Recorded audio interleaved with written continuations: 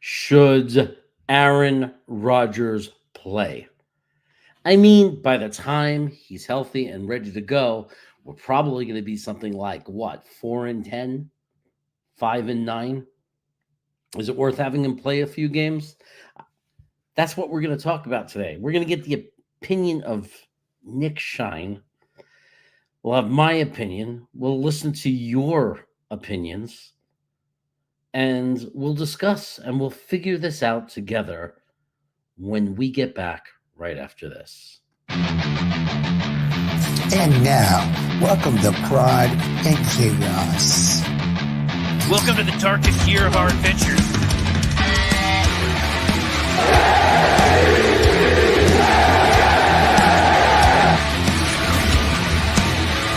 Oh, yeah!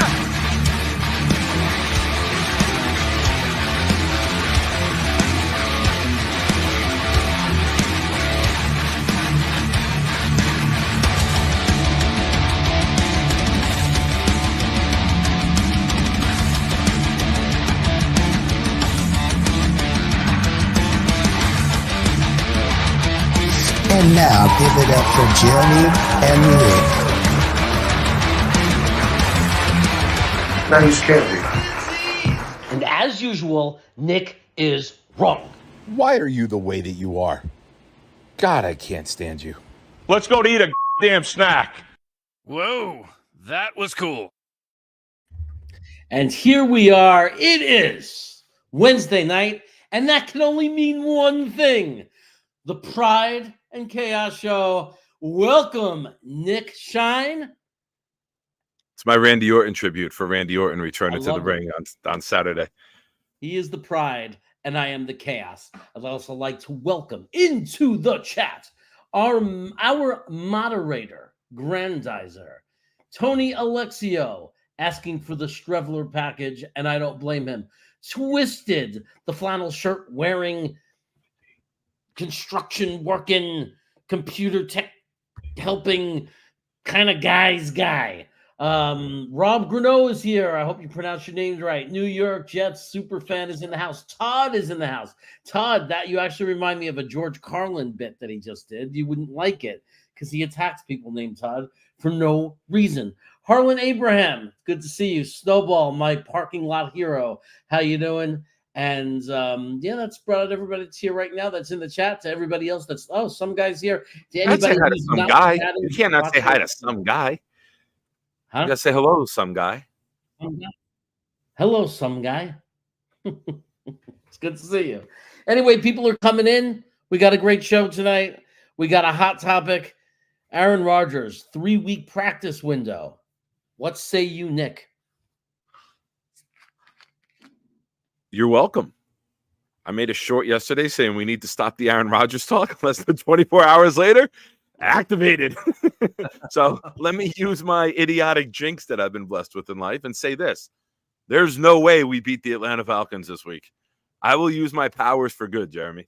I will start to use the Nick Shine jinx and use it with reverse psychology, my friend, just for the benefit of you and all of our awesome viewers. There's no way we win this game. That will be my mantra all day using reverse psychology. But this is exciting, right? Just to see him out there on the field throwing passes. Who thought that? On September 11th, who thought that? Nobody thought that. I don't think didn't there's a it's single one of possible. us, right? Nobody I saw thought- him coming back and practicing. Nobody saw him on the field again this year. This is unprecedented, man. I thought it was ridiculous when he said it. I thought it was a joke, but I'll tell you what I like about it. Let's say he What's doesn't that? play. Even if he doesn't play for next year, because with Achilles, you worry about career, you worry about everything. Watching him out there, dropping back, throwing beautiful passes, putting weight on it, running 8 miles per hour on the treadmill. I'm feeling pretty confident about next offseason, right? I mean, I'm jealous as hell about the 8 miles. Huh? I'm jealous as hell about the 8 miles per hour. I know, right? He's faster than me. I honestly am super. I mean that erases anything in my head about June. I mean, like, and this is where we're not talking about a running back. We're not talking about a defensive edge who's putting weight, who needs strength in their ankles. We're talking about the leg he's not putting as much weight on. He's not throwing off that ankle. I mean, all he needs is what he's already showing on the treadmill. He just needs the ability to move around the pocket. And number two, we need it to be totally healed because we don't want one tackle to just totally, destroy his ankle and end his career. Well, if we've seen anything between Phillips, I don't think tackling is where we're worried. It's planting and pushing, right? It's if you got to slide up in the pocket and you got to push off quickly. I got you, Snowball. I'll put $5 down on Atlanta. Doesn't matter the amount of money, just the action itself. Take it with the money line. Take Atlanta with the money line. That's all. I'll get greedy. I'll go Atlanta minus 13.5. I'll move the spread. Let's get wild. Jets lose by 13. Well, all right. But I mean, this is unheard of, right? This is not just a football thing. This is an element of surprise. This is like, not to use the word lightly or diminish the value of it, but this is like a miracle, right? Like, you don't see this. Like, even if you're not an athlete, people are on crutches for 6 to 10 weeks. He was off the crutches in like 13 days. I think it was less than 2 weeks. He was throwing a football. So it's Snowball. It's exactly. It's a medical miracle. Like, there you go. Medical was the word I forgot to put in front of it. So it's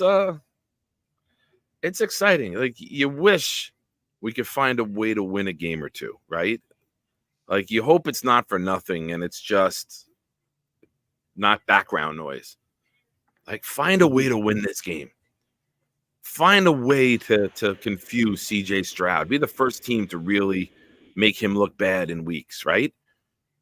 They just lost their right tackle. He's out for the season on Houston. So, I mean, if you can beat up on Riddler, I don't even know his name.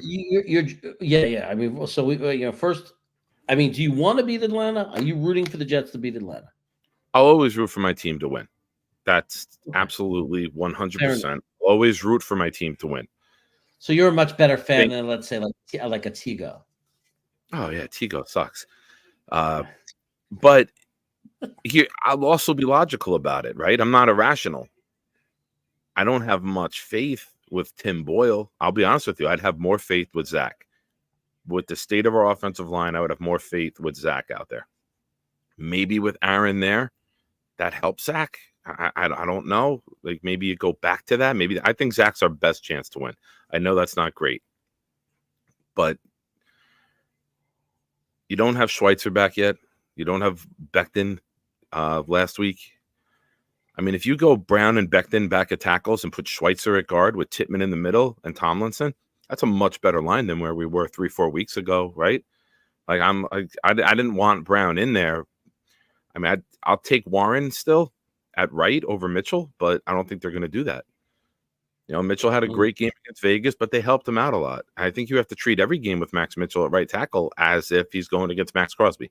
I think you need to throw some help and design some help on that side of the ball. So, yeah. I don't know. Let me summarize it with this. I want it to be awesome. I want to get wins, but I can't look at Tim Boyle as a legitimate quarterback in the NFL starting. I can't. So the defense, special teams are going to have to score. Hall's going to have to make something out of nothing like he did in the Giant game on that touchdown. We're going to need some improbable plays, and I don't know how many we have. I think we're going to have to score 17 points to win, like a 17-13 game. I just don't know where those points are coming from, Jeff. I honestly don't. Maybe a turnover on a short field like the Chargers got. We get pushed out at the 1 yard line or 1 foot line. We get an easy touchdown as long as CJ doesn't hold anybody the next play.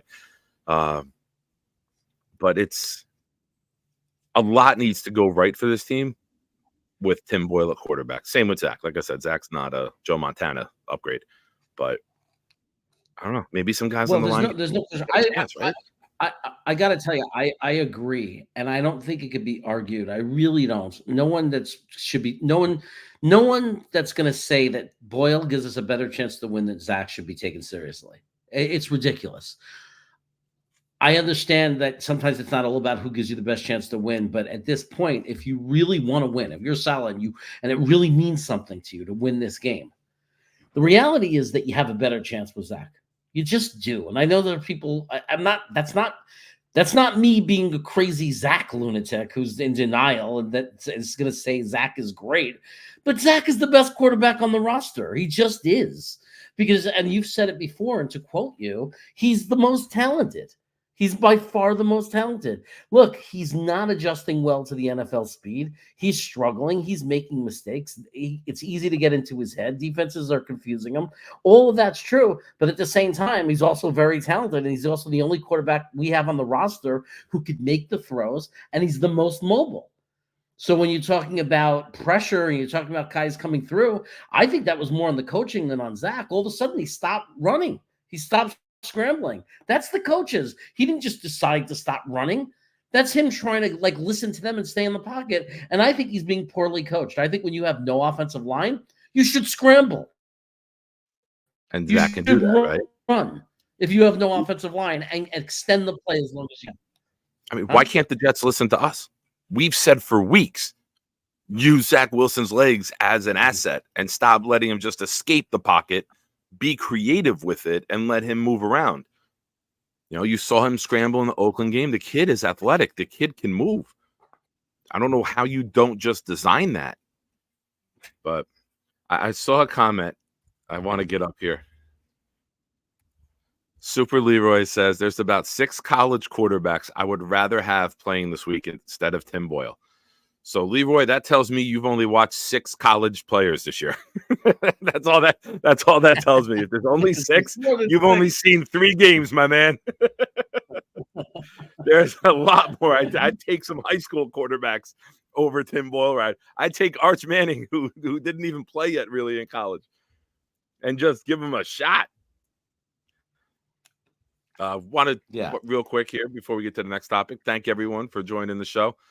Just a reminder, if you want to jump the chat and get your comment on air immediately, Super Chat is a great way to do that and support the show here and support your top 25 co-hosts, Jeremy and I. Top 25, right? I think that's fair to say for us, right?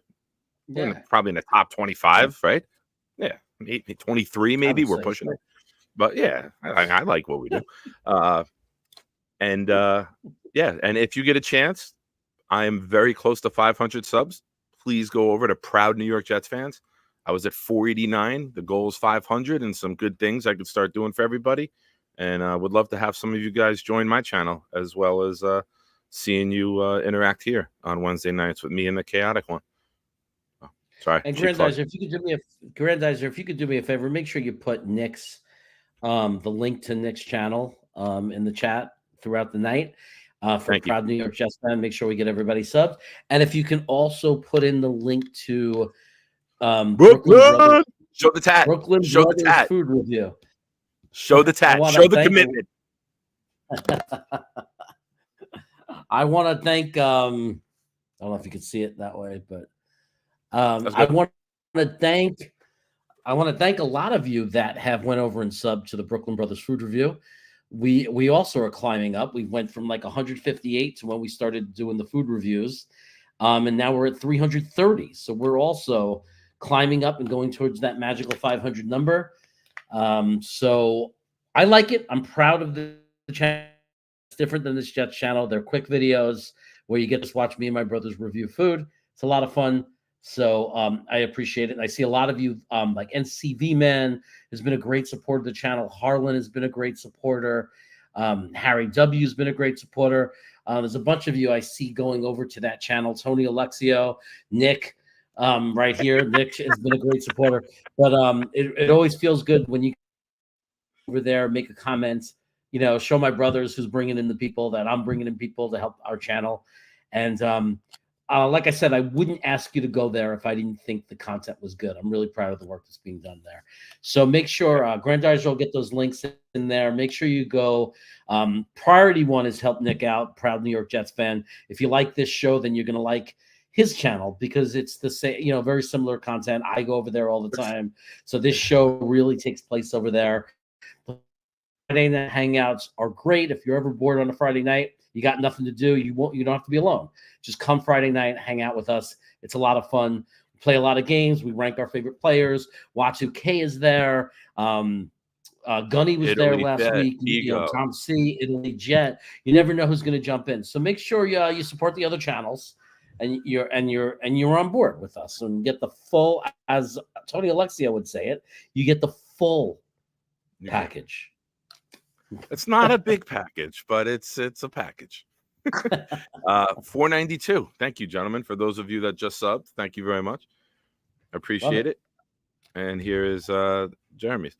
And the cool part about Jeremy's channel with his brothers, you see people who are very passionate about food. When Jeremy takes a bite of pizza, you hear, you can't fake that. You can't fake that.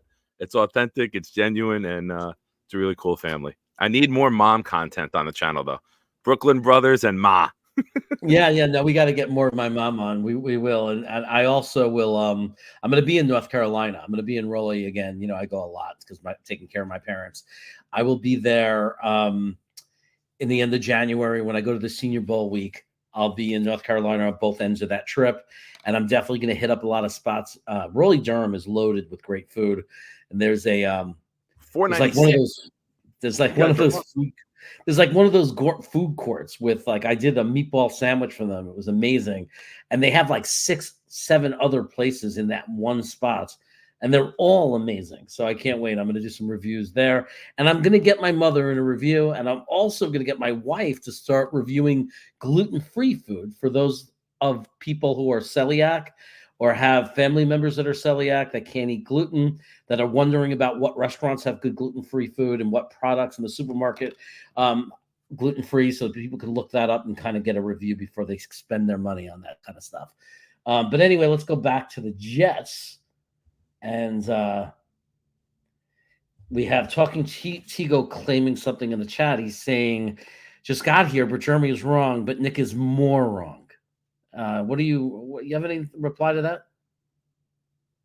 Well, in true Tigo fashion, he's wrong. Tigo just stacking up L's immediately with the first comment. But thank you, everybody. I appreciate it. And one of my housemates has a couple YouTube channels, and he just texted me. He put 3 or 4 of them on too. So that was a nice little surge to get the 496. Modine, please, no more Jets. All right, we're going to talk about housewives of Newark, New Jersey, or East Rutherford tonight. The housewives of Morristown or Florham Park, wherever they live. Let me unsubscribe to Nick's channel here. Yes. Anyone who's I have a few different accounts, so I can bring him back down to 92. Hey, man, when I actually have one. Yeah, go ahead. When I first started it, I thought it would be cool just to pass my body weight. We're almost there. Well, we're tell me when you're. We're almost there, buddy. Let's see. I saved it. I have accounts where I could still subscribe to you. So you son of a bitch. You kept the bullet in the chamber. I just want to be number 500. Oh, okay. All right. No, because then you yield all the power of taking it away at any moment. You're going to be like, subscribe, unsubscribe, subscribe, unsubscribe. But yeah, like Jeremy was saying, Friday night, 8 o'clock, we'll do a hangout. It's more of a laid back show. We talk some pop culture stuff. We talk everything. We'll spend most of the first hour will be heavy New York Jets discussion. And then you never know where we'll go from there. Whatever comes up, we can talk different sports, different teams, pop culture, current, not really too many current events. There's nothing good going on in the world, but you never know what you're going to get. You're going to get a lot of entertainment that goes outside the umbrella of just Jets talk. That's what makes the Friday night hangout different, is it's just friends hanging out, having good conversation. Johnny Jimenez always finds his way in there. Johnny, you weren't around on Saturday to get in the show. I'm disappointed in you. That was going to Cuba. Nice. Oh, that's Cuba. right. Bring That's back some sweet. cigars. Bring us That's back weird. some stoves. But Um, so Aaron Rodgers on the practice field today, Jay. yeah. So Let me ask you a question. You Yeah, always throw the questions out. Let's flip the script here, right? Aaron's back. The script is getting flipped. Let's flip the script on the show. Give me your percentage of the chances you think he takes a snap in a game for the Jets this season. If you're a betting man, I know that. I placed them for you. Give me your where are you at right now today, first day on the field, 21-day window open, percentage of the chance that you think he takes a snap in a real game this year. 20%. Wow, that high. All right. I like it. 20%. That's I'm like 3. Too many moving parts, because it's not just about him coming back, it's about us winning with Tim Boyle. So there's more than just Aaron making it back, right? It's us being successful. You're probably more right than I am. It's probably closer to 3% than it is 20. I think I'm being generous. I think I'm being generous. And that will be a sound clip you guys hear played on this show often. I think it's a lot less of a chance now that I think about it, because I'm realizing that I think even he knows that he's not going to take a snap if we're out of it, and I think we're going to be out of it very quickly. Oh, keep talking, because I'm getting that sound clip already on my phone. You go ahead, Joe. You keep going. Okay. We got Joe Campione saying 0. Joe Campione is a good guy. He's a good Jets fan. He's a good man. He's Italian, by the way, if you don't know. And he's not to be reckoned with. Don't mess with this guy. He was right when everybody else was wrong. I want to say that. He's been saying for 3 years now. He said it the day they picked Zach Wilson that they made a mistake. He was always on board for trading down, keeping Sam Darnold and giving him a better supporting cast. And I know people don't like to hear that, but the reality was it would have been the right move, because we could have gotten off Sam Darnold and drafted someone else by now. But we would have had a lot more players. We would have had a lot more tools. And I think the main guy is that we could have had Sewell or whatever, the offensive lineman. So wouldn't that been a nice staple on our offensive line? So he was right, and he wasn't doing it to be negative. He actually watched Zach Wilson, and he watched his plays, and he had true critiques about Zach Wilson. And one of them was, and I went back and looked, and he's right. And there's one thing that I never paid attention to is Zach Wilson only has one speed on his ball. He has one speed. He throws at one speed. And sometimes arm talent, you could define it different ways. One of the things I've learned that you have to look for now is the ability to adjust the speed of and the touch on the ball that you're throwing. That's just reality. You don't need Randy Johnson throwing as hard as he can and being wild and erratic. Sometimes you're better off with Greg Maddux, who just knows how to place the ball where he wants it, right? A little baseball reference for everybody, for you, your old school heads. I do want to play something very important, though, for the show, for anyone that missed it. You're probably more right than I am. That's my ringtone. Oh, my God. I'm never answering the phone again. I just want to hear that on the loop. Oh, it's the best show ever. Best show ever, man. Ferris Grimm is saying, with the Aaron news, I already see YouTube and Twitter doctors freaking out. Yeah, but let's see how real it is, right? I mean, right now he's no contact, and he's just jogging around in shorts and throwing a football. So let's remember that. I think somebody here pointed at that earlier. That's a very, very different situation than dressing and playing in pads and being hit by 275 pounds Hercules, the small Heathcourt jester. Just supporting the channel. Great work, guys. Well, thank you. Thank you, Court Jester. I appreciate that. We really do. So thank you. We appreciate that. And we're happy that you're here, and we're happy that you are enjoying the show. As always, thanks for watching. Thank you, everyone, for your support, whether through super chats, likes, comments, anything. Everything you do helps us. So we're very appreciative for it. Right. And Harlan makes a point here. He says, I'm tired of people thinking only good quarterbacks go in round one. Most players that go in round one don't make it. And it's true. Like the one I was thinking about the other day, just as an example of we're all so sure that, we always talk about these prospects as there can't miss. I don't know a single person. I never saw a single person claim that they thought that Evan Neal could possibly fail in the NFL. Not one person said he could fail. He was a can't miss. Everybody said it. Alabama, he's a no, his floor is really high. He's at worst a really good starter. And we were wrong. And we forget about all the guys who don't make it. Remember the guy everybody loved? We were calling him the next AVT. He went to the Chargers, Slater or something like that. I don't know that he's bad. I don't know that he's bad, but it's not. I think he came out with AVT. I think he was a couple picks before AVT. Right. I'm not hearing Pro Bowl talk about him. Are we? I mean, he's good, right? Maybe, or like he's not a star. Everybody was acting like he was going to be this superstar, another AVT. Meanwhile, AVT's hurt and not playing, so maybe I'd rather have just an okay player that can actually stay on the field. I don't know. Yeah. It's I don't like the way the hood looks in the back. I'm trying to fix it. Tigo's claiming to have known that Evan Neal. Yeah, but Tigo, you didn't say it because you believed it. Yeah, but OT2 is still supposed to deliver right away. So I'd say it's not like you had him at OT9. OT1 and 2 with him and Ekwonu, who've both been disasters. Right. It's not only that, but he likes to be contrary.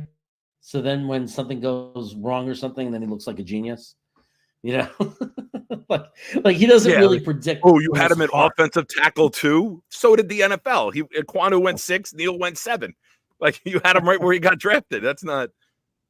Yeah. That's not like, whoa, he knew. Yeah. It's still a top 10. He's the kind of guy that'll like later on down the road say that he knew Marvin Harrison might have if Marvin Harrison has any problems and isn't the perfect. Well, I knew he, his hands were a little shaky. Now he's going to go nuts in the chat and say, Marvin Harrison is my favorite player and I know he's going to be amazing. And wow, you're taking a real leap with Marvin Harrison, buddy. Slater's gotten ragdolled a couple times this season against different opponents, though. He has. I think Jermaine Johnson drove him back threw him. He's good, but he's not that like Joe Thomas type. He's susceptible to being beaten in games and beaten badly every so often. Right, but he's good. I would love to have him. There's guys who hit the league and come out of the blue, right? There's guys who have high expectations and don't deliver. Where you go, the system you're in, the coaches you have matter. The scheme you're in matters. The players around you matter. Not everyone. That's why it's a team sport, right?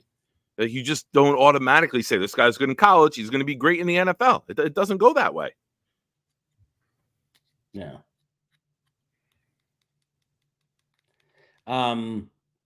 Jaden. Now, I think Jaden Daniels is going to be. I think he's going to climb up the boards. Like right now, there's sites that already have done it. They have him going in the first round and early, and there are still sites that have this guy lingering around to the third round. Very hard to believe. Very hard for me to believe. He's playing in the major program, so everybody sees him. He's got I believe he's got a similar feel to be like a Jalen Hurts type of quarterback. I just don't see how he's going to last that long in the draft without a team seeing that. Seems very clear, but what do I know? Yeah, it's a crapshoot. That's why so many people get fired. Even guys who are experts and general managers, multiple of them get fired every year for missing, right? As much as we want to think there's a science to it and it's a given about certain players, there's so many things go into. It's like a marriage, right? You can't just have one good quality. There's got to be a lot of moving parts to make it work. There's got to be a lot of things that go right, and you can't just peg this is going to happen because this guy does this well. Well, you take that away, what does he have to fall back on? And I think the way the colleges are now with the spread offenses and getting rid of the ball quickly, that you don't get a good read on what guys do in times of trouble. You don't get a read on what they do when a pocket collapses, because you look at the big schools, the pockets don't collapse much for these elite programs. You know, that's why Washington's putting up 50 points a week. They get the ball out.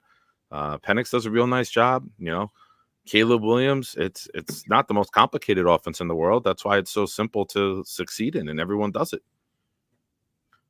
Mhm. So it's you hope they just do the homework, and if I'm a big fan of taking the guys from the big programs.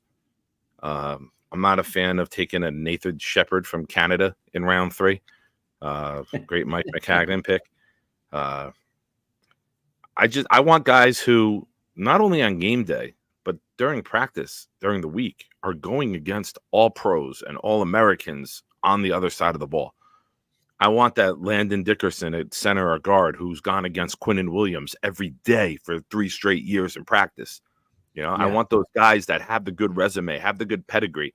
You know, I want the Iowa center who goes up against the Iowa defense every day. You know, those are guys that I want. You know, I don't want a guy who from Liberty, you know, just a small school who's doing well because they're beating up on a crummy conference. I don't want to take the chance on that guy in a major spot in the NFL. There's less chance. Now there very well could be a guy who succeeds, but the odds are much less than taking a guy from Alabama, right? Unless you're the Jets and you draft D. Milliner in the first round, then it's an absolute bust. Yeah.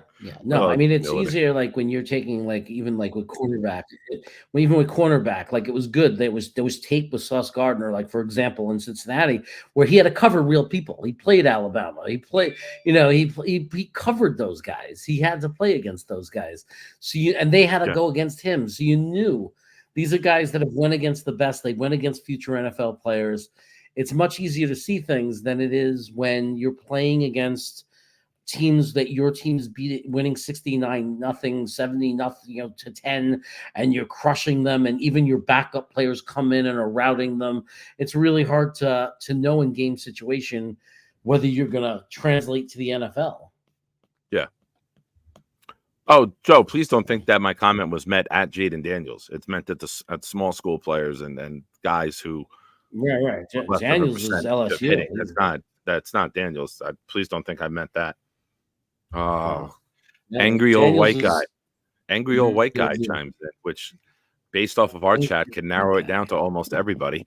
Or draft a QB from BYU. Yeah, in a COVID year where they didn't play anybody. They're playing high school teams. Oh, sorry, Wilder. Sorry to bring that up, guys. Sorry to bring that up. Wilder was so horrible. Oh, we'll trade Revis. We got a replacement in line. How about the people who bought D. Milliner jerseys? Oh, you never buy unless it's like Sauce Gardner, and I did it. But he was different. I knew with him, but like for the most part, you don't buy a cornerback's jersey until maybe even after their second year. Because how many times? I mean, the guy from Seattle, people were arguing was as good as Sauce or better than Sauce, got benched 2 weeks ago. So. I mean, you just don't know at cornerback. It's a very touchy position. You know, you could have one bad day and your confidence could go to crap, and then suddenly you're awful. So, but that even too, that goes with what cornerbacks on the other side of the field. You know, when you got a DJ Reed playing at a Pro Bowl, All Pro level across from you, that makes your job a lot easier too as a rookie. You know, because normally, if you're that good and you're that highly drafted and touted, they're going to go pick on the other guy on the other side of the field. But there was a good balance, you know. And what's up to everyone in the chat joining and coming in? Definitely makes it. Your name. Thank you. Thanks for joining us, everyone. I think it helps. I think it helps also when you have a defensive line that can get to the quarterback, right? Obviously, the more pressure you can put on the quarterback, the easier it is for the cornerbacks. I think it's like a vice versa complementary relationship. Sometimes the cornerbacks can help the defensive line have the time to get there. And sometimes the defensive line is going to get there really quick and make it really easy for the cornerbacks. So, you know, they could just completely help each other out. I think that Bryce Huff got to be like the cornerbacks, like Reed and Sauce should be buying gifts for Bryce Huff. They should like for Christmas because he's definitely helping them out. JJ too. Those guys are certainly Speaking of getting there and JJ, putting the quarterback. Speaking of JJ, I did a service to Yes. everybody when I announced about 2 years ago, a year and a half ago, Nick Borden's girlfriend's Instagram, Alexis Borden. I now have to introduce everyone on Instagram to Hannah, Hannah Brooke, Brooke, one word.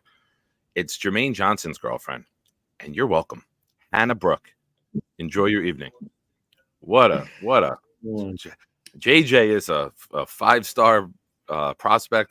He is a future Pro Bowl All-Pro player, double-digit sack guy multiple years, but he is a 5-star guy off the field as well. Congrats to you, JJ. Oh my God! Hey, even the dogs agree. I didn't know who she even was. the dogs started howling. The dogs just pulled up the Instagram.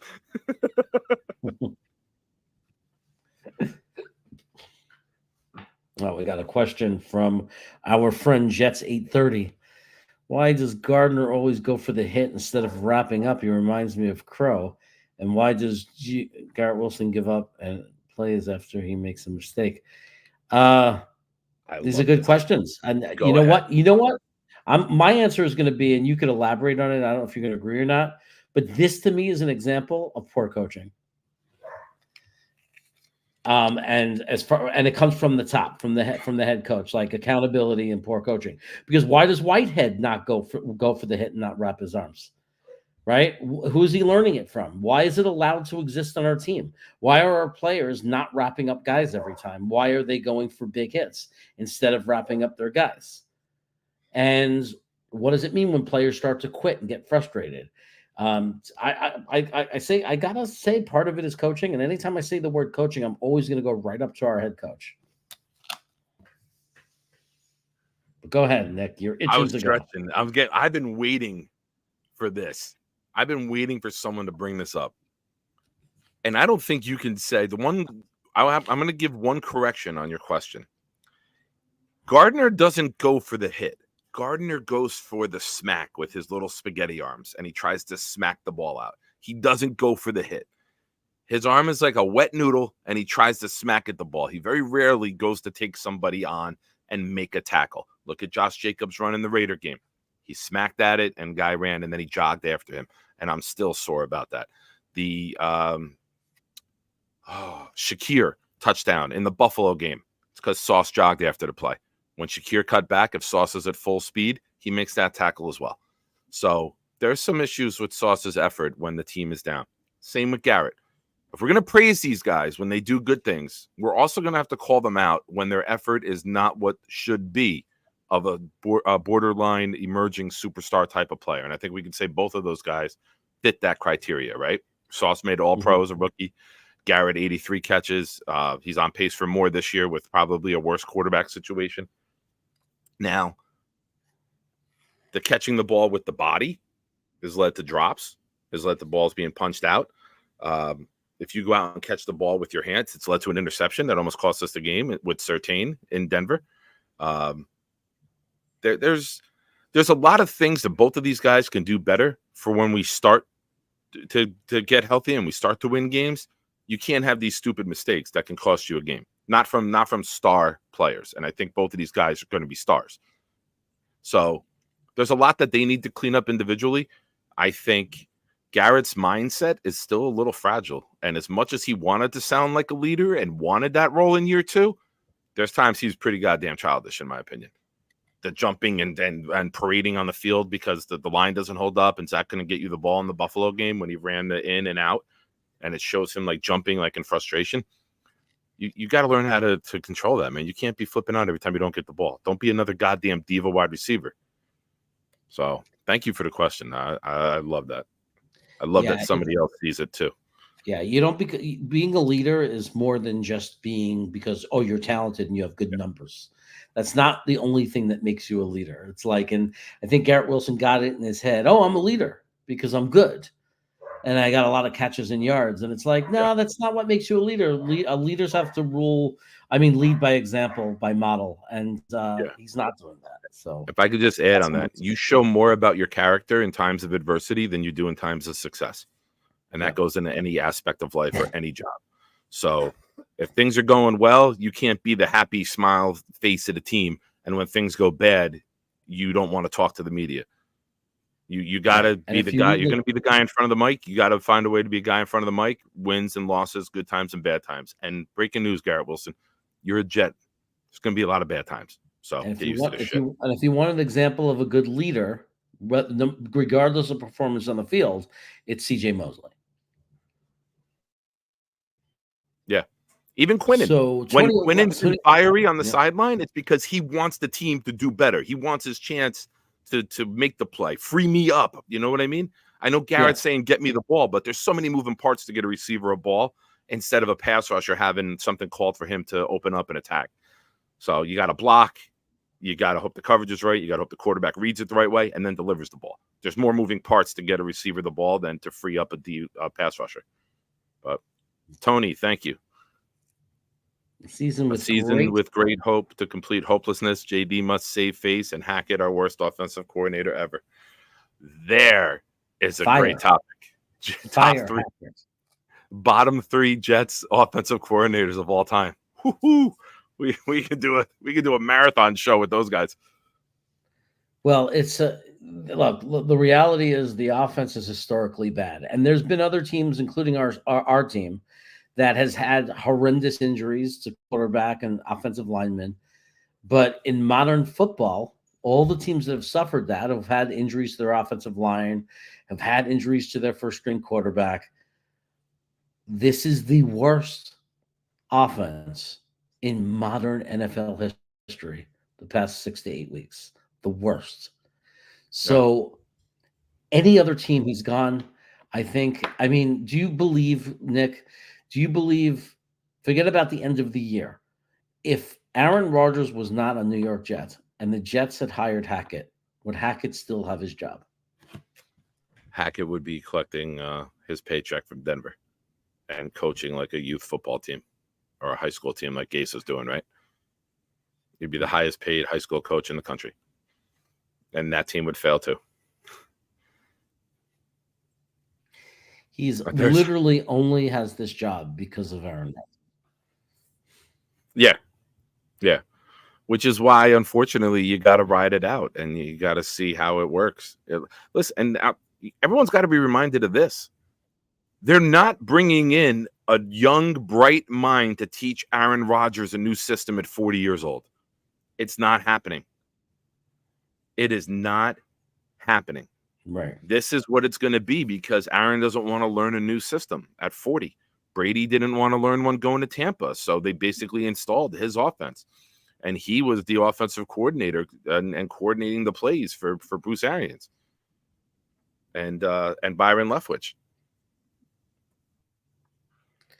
Well, let's face it. We all know the reality. Aaron Rodgers is going to be our offensive coordinator on the field next year while he plays. That's what it was going to be this year, and that's what it'll be next year. And Hackett just gets to have a job for one skill, and that's Aaron Rodgers likes him. You said coordinator as well as Hackett coordinates. You stumbled. That was fitting. Well, Hackett probably says it like that. I'm an offensive coordinator. And I just like to tell Alex brutal. He's in the chat. That is a great comment that we can't put up on the screen, but that's just fucking funny.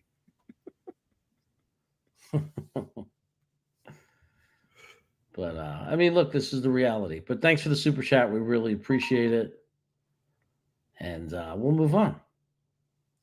Oh, 498. 498, bro. Wow. Just tell me when it gets to 499.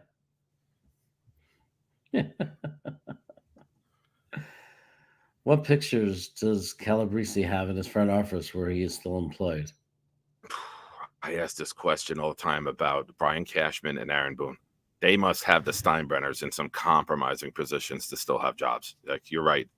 That That is, I am with you. I've had that thought about the Yankees GM and manager for years. What do they have on these guys to stay employed? You're right up the same boat as me, bro. Well, keep in mind these the Steinbrenner kids are not George.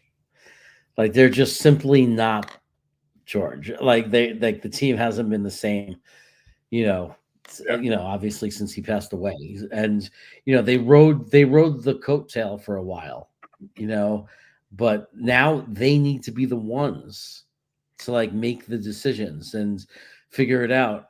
I don't think it's all that bad, but obviously it's just not. But it's obviously not what it was when George was there. Agreed. It's we'll talk a little New York sports. The Mets signed Luis Severino today from the Yankees, 1 year, $13 million deal. I will tell Mets fans as a Yankee fan, lower your goddamn expectations now. He's pitched 37 games total the last 2 years.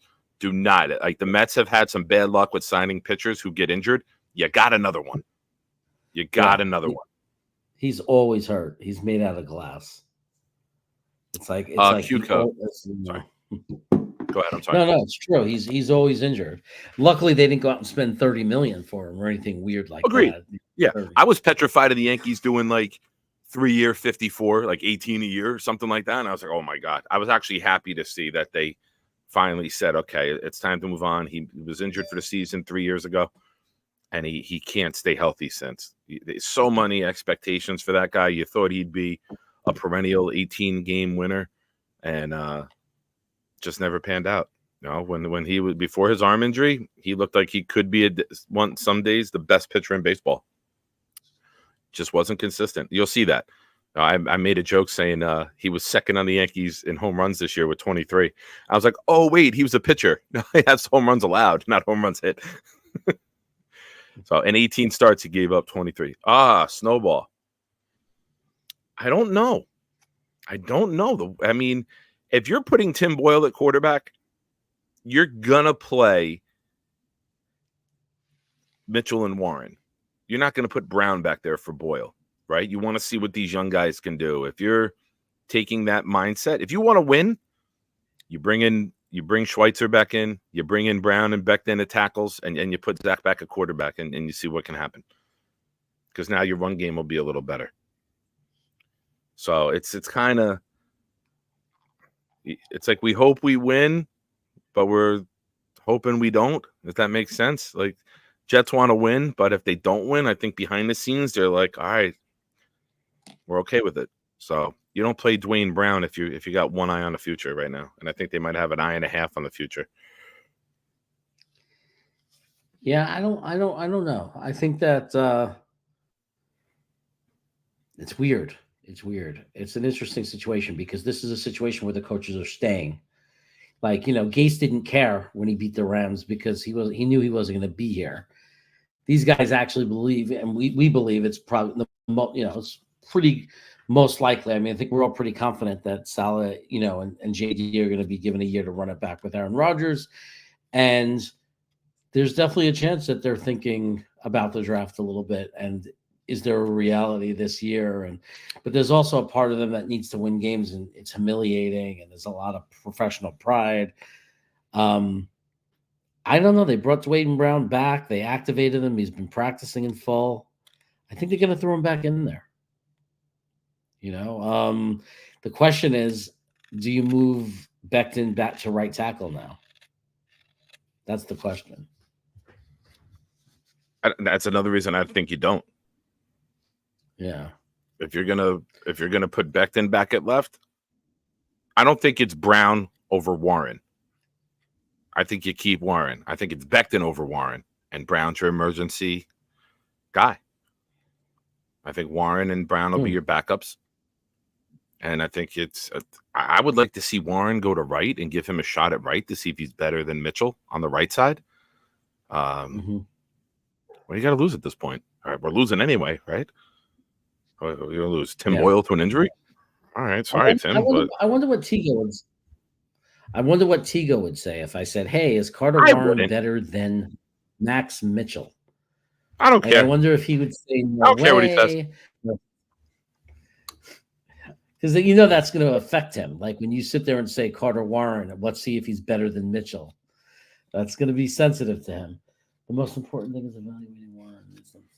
Yeah, I mean, I agree with this too. It's nice to get a look at Warren, and if he does anything that's serviceable at all for a guy who's hurt, who just came in and wasn't supposed to play Yeah. this year, it would be a really good sign. It would. I mean, at worst, we'd know we have a very good swing tackle. Like if he ends up doing a decent job, even if he's not the guy we plan on to be the starter, just to know we have a guy who's serviceable, a real name and a real guy. I think Mitchell's a real guy as far as for a backup. Like I don't think there's anything wrong. I think a lot of teams would be fine having a Max Mitchell as a backup tackle. I don't think it's that bad. It's not easy to have a starting level tackle as a backup. It doesn't work that way because they would be starting somewhere else, So, you have to understand that once you're a backup, it's only going to be a certain expected ceiling. Yeah. And it really is about being serviceable. So, yeah. No, you're right. Becton is not under contract. We might have to, but we do have some control over him. Right? We do have the ability we didn't pick up. to tag We didn't him. pick up the. Not We that didn't we pick up would. the 5th year, so he would be a free agent. We would have exclusive rights to negotiate with him until the new league year or to the legal tampering period opens. We would have exclusive rights Aren't we to allowed to re-sign tag him? him to an. I think we But can. if we wanted to, we're allowed to tag him. I think.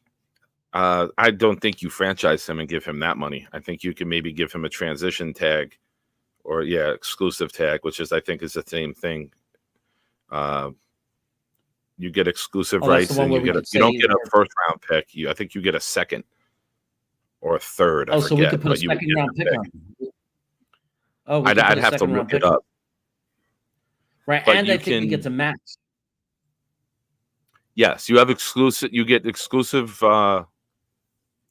You can negotiate with him, and then if anyone offers him a contract, you can match it, and then he has to stay here. He doesn't have the choice. I believe that's how it works. But then if he goes somewhere else, you then get the pick for this year's draft. So instead of waiting a year for a comp pick, you would get the draft pick accelerated to the 2024 draft. Wow. All right. So Hey, however Sean, it thanks a lot. is, it'll work out for us. What's up, Jeremy? What's up, Nick? Hope you gentlemen are having a good evening. Sean McAteer, he's in Temecula, everybody. He's in California, just like me, south of me. And he is in a really nice part of the country, to be honest with you. That's a little secret that a lot of people don't know about down there in Temecula. It's really nice. I know about it. You do. I know all about Temecula Valley. I've played many a poker tournament there at the Pachanga. Yeah, they have a Temecula Valley. You're talking about, right? Temecula. Yeah, it's like an hour from San Diego. Yeah. I tell you all the time when you bring that up that we played Temecula Valley when Nikki's team, that I was coaching. We went to Disney for the Pop Warner Super Bowl. We Yeah. What a game! Incredible game. We won 13-12. It was an amazing game. And they he's one of the he's actually he's one of 3 Macateers that protect the valley. Sean is one of those guys. That's why he has a really cool beard. They all have these really cool beards and mustaches, and they wear these fancy hats, and they ride around on horseback, and they make sure that that everything's cool. It's kind of funny when Sean goes on his horse through the In-N-Out burger drive-thru in Temecula. But I've seen that a couple times. It's an interesting sight when he gets his animal style burgers on horseback as he defends Temecula's honor. Freddie Carr just north of California him. Also. Freddie Carr, just north of him. With that Freddie Mercury mustache going too, Freddie. That's a fantastic mustache, my friend. Yeah, look at that's a thick stash, man. That's a Freddie Mercury stash, bro. That's awesome. That's cool. I can't grow that. I grow a thin little faded, not one color mustache. I can't get that, man. I wish I had a full one. I love going down there. I love it. I love Temecula. Love San Diego.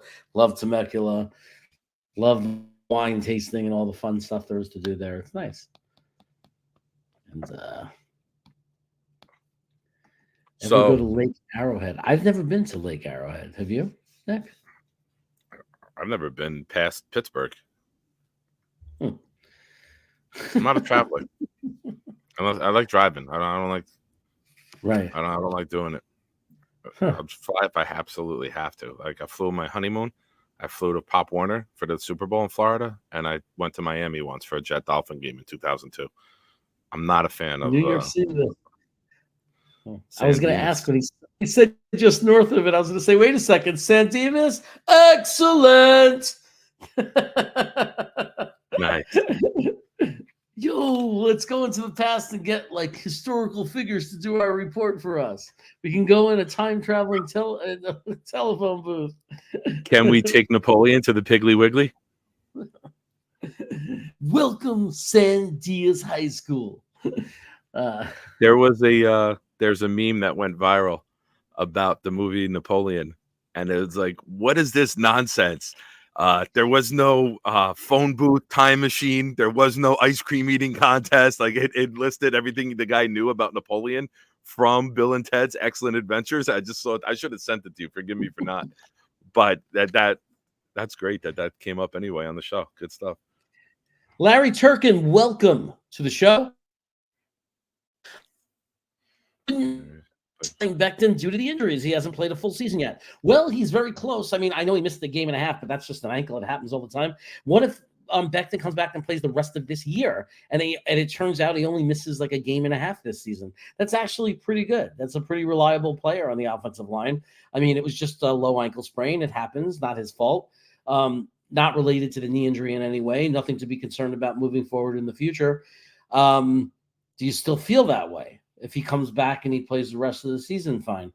I mean, look, he might not be the bulldozing stud we thought he was during his his rookie year, but he's been very serviceable this year. He's a very good run blocker. He needs to improve a little bit with the he has a little problem with the faster guys. Again, I blame Hackett. I blame coaching. It's like, if the premier edge rushers in the league, you have to give him some help because he struggles with the quicker guys, and they never give him what he needs, which is as much of a problem with coaching as it is with Becton. What do you think, Nick? Am I an idiot? Am I wrong? Well, yes, you're an idiot, 100%. I will not disagree with you there. That is something I couldn't agree quicker. I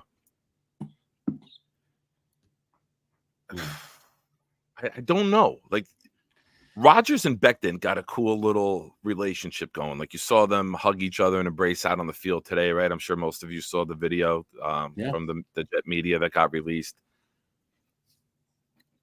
I don't know. Maybe that factors in, right? Maybe Rodgers talks to him and says, hey, give me 2 years. We'll do this together. I need you on the line. I want you on the line. We can do good things together.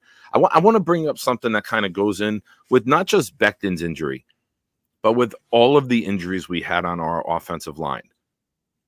Somebody brought it up, and forgive me if it was someone in the chat here, if it was someone on Twitter or X or whatever we're calling it this week.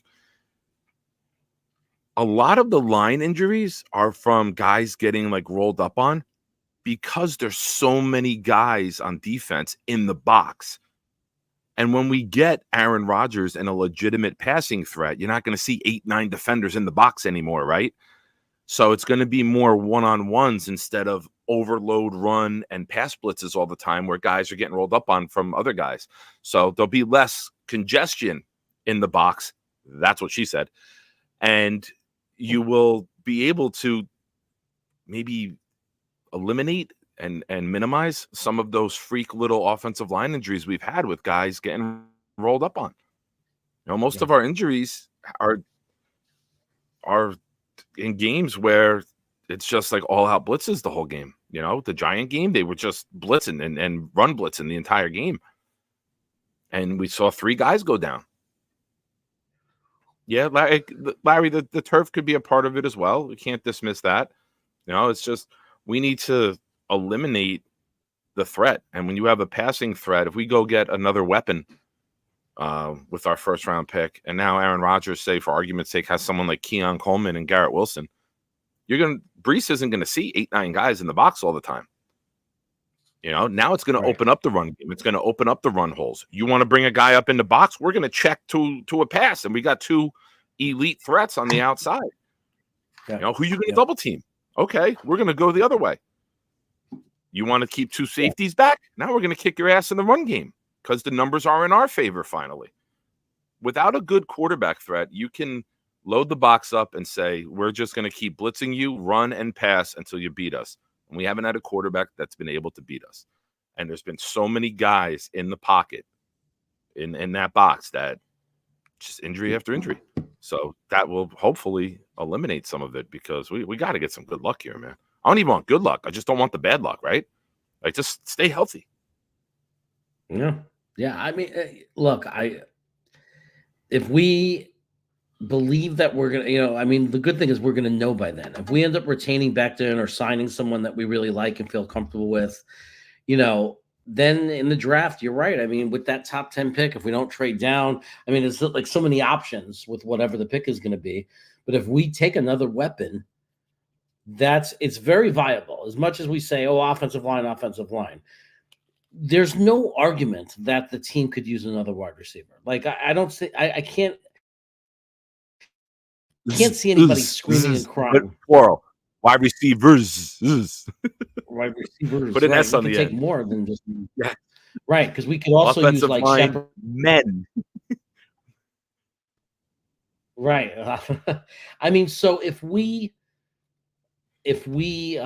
get like this, if we're just picking in the middle of the rounds, even if we trade it down and there's a good wide receiver that we believe in, that we really like, and they take him, I don't think Jet Nation should start freaking out and crazy and cursing, saying should have taken an offensive tackle. We need another wide receiver just as bad. We need another wide receiver. Otherwise they're going to double cover Garrett every time. But if you have another weapon, another threatening, dangerous wide receiver, then it's really hard to do that. And it's especially hard when you have a Brees Hall, because if you choose to double, then you're definitely leaving guys out of the box and you're leaving more room for a Brees Hall. I think bringing up the wide receiver situation is a great time to bring up this topic.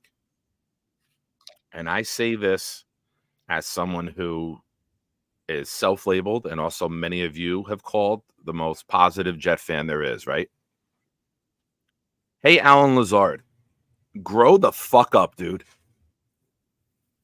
Even today, after being a healthy scratch, gets in front of the media and says that some of his issues, well, it's a team game. Somebody named Brian on Twitter replied to Connor Hughes and said, yeah, if team means your left hand and your right hand working together to catch the ball. Yeah. Men own up to their mistakes, admit it, and try to improve.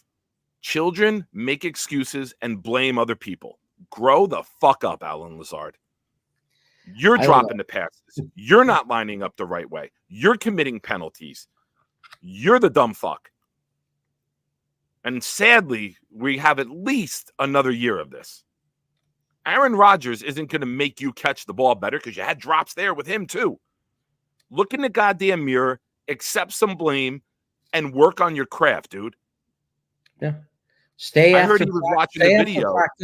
Stay after practice, get one of those fucking machines and have it shoot the ball at you at 100 miles per hour and practice like freaking Watt used to. And he wasn't even a wide receiver. He was an edge. And he used to practice that. So whenever someone threw a football, if it went near him, he could intercept it. And he wanted to be the best player he could be. So get your ass out in front of that machine, have it shoot the ball at you, and learn how to fucking catch a football. Freddie, I was going to make this comment. Something similar. I don't want to make it look like I'm stealing your comment, but I was going to say, and Jeremy started talking and I let him go. Alan Lazard was watching this video and wanted to comment, but he dropped the phone while typing. So we were on the same wavelength with the comment, man. Very good. Very good, Freddie. Yeah, 4 years, $44 million. Now, in the world of the NFL, it's not a disaster contract. It's not a Tremaine Johnson contract. That we've lived through. But I look at it this way. you can't blame the quarterback. You can't blame the line. You have made drop after drop that have hit your hands, that have hit your chest. You've committed penalties that have killed drives. You did a block in the back in the Philly game that almost cost us. I mean, it did cost us. We were within, I think, the 8-yard line, and we went back to have to kick like a 50-something yard field goal because of his stupidity. So don't blame anyone else, man. Don't blame anyone else. Drops, penalties, and not lining up the right way, that's your team game you need to worry about. You need to worry about individual improvement. You said it a few weeks ago. You were saying it. I mean, he's not just been bad. He's been a terrorist.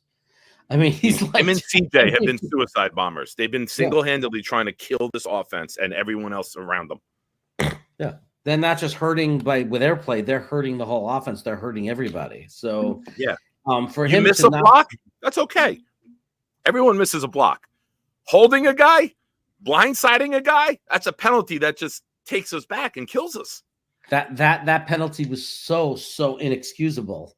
It was such a brutal penalty. And then and he had other penalties like that, and then other brutal drops. So he's just not having these problems. He's doing it at the worst possible times.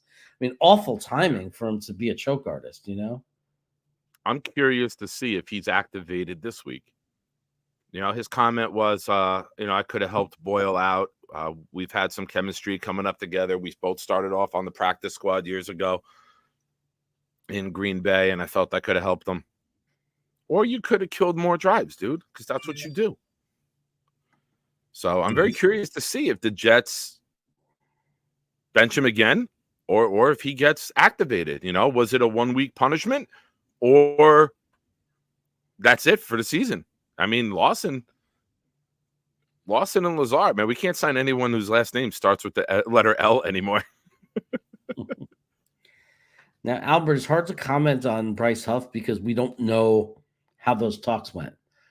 Like, we don't know what happened. We know it's hard without information. For all we know, Huff's agent may have said, we don't want to take a team-friendly deal. We're gonna wait and see what we can get offered, unless you want to give us $30 million a year for 4 years with $90 million guaranteed. And Joe Douglas looked and said, no, thank you. So it's hard to know because we just don't have the information. So we'll know because we'll see what happens with Huff. If we let him walk to another team for $18 million or something for 2 years, then we're going to know that JD is missing a couple of screws. But we have to see. We don't have the other side of the story. So kudos to you too, by the way, because I mean we're over an hour into the show and I've barely picked on you yet. So I'm going to throw one out now. You sound so smart when you say the things that I say too. Like that's you sound brilliant. Yeah, that's something we discussed a couple weeks ago. It could be Huff and his camp saying, "Oh no, we're not signing now because our value is going up every week." You know, it could be them betting on themselves. What's that a picture of for Knobcraft? That's not Knobcraft. Who is it? It kind of looks like Mark Reese and Mark's haircut.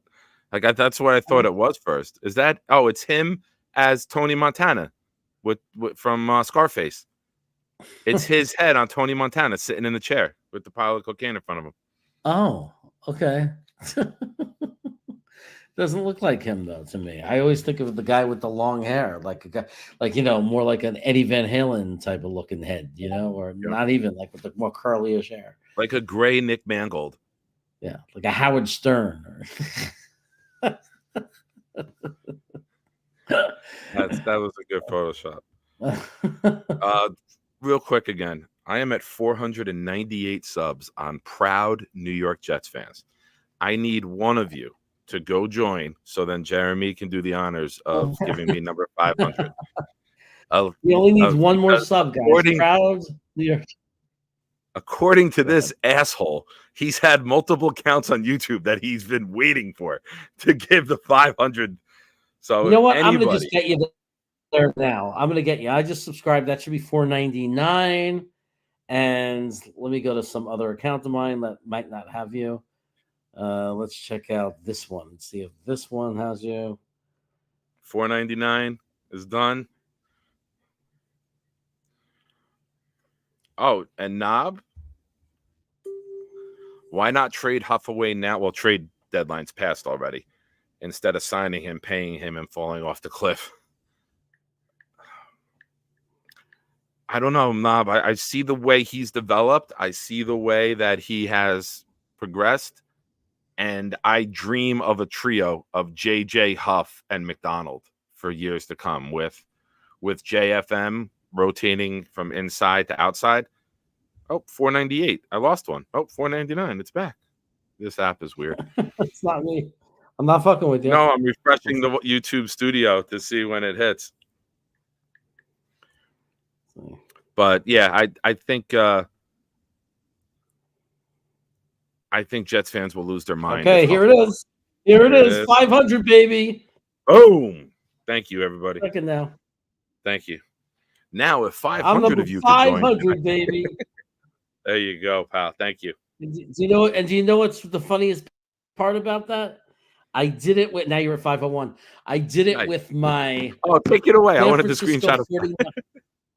I did it with You did? my San Francisco. That just came. That shows that I'm branching out to different fan bases. Thank you. Thank you. Thank you, angry old white guy. Oh, wait a second. Oh. Did we get a super chat from Knobcraft? Yeah, it's been up. I was talking about it. Oh, That's what nice. I was Thank talking you for about with the- Huff the whole time. Well, thank you for You the were too super busy crap. going- Super chat. Yeah. Hey, Kuka, I'm 19 closer today than I was when the day started. Yeah, I had it up there for like 3 minutes. That was up. I talked in length about his super chat. And thank you, Thank Knob. you, Knobcraft. I still have Knobcraft's toy. You should And- just hold that up in front of you. That's better for everyone to look at. I'm not even a Star Trek fan. I'm just not a fan of you. Maybe we could find out from Mr. Wolf if he could take the Delirian and find out if the changelings are coming for an attack. Call Chief Miles O'Brien. Odu. Go ahead. I don't know. I don't do Star Trek, Star Wars. I don't do much sci-fi. If you go into that realm, I'm mute. I'm quiet. But that's all you. I can't. I'll only talk about things that I know. That's why we don't discuss the clitoris much here. No.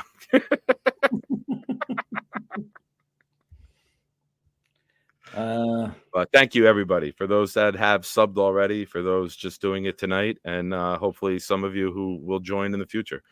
Like Jeremy said earlier, Friday nights we have a cool hangout show. It's a little different. That the timing of that joke as I make the joke about myself not being good at that, Kuka, is perfect. That's great comedy right there. Knobcraft with another super chat. Isn't it Bald Cisco? Is it? Is that bald Cisco from the Thong Song? No, it's not the bald one. He has a little bit of hair. He has a little bit of hair.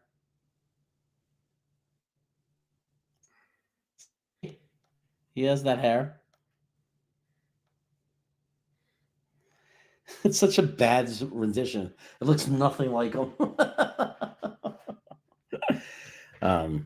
But you know, it's a Cisco.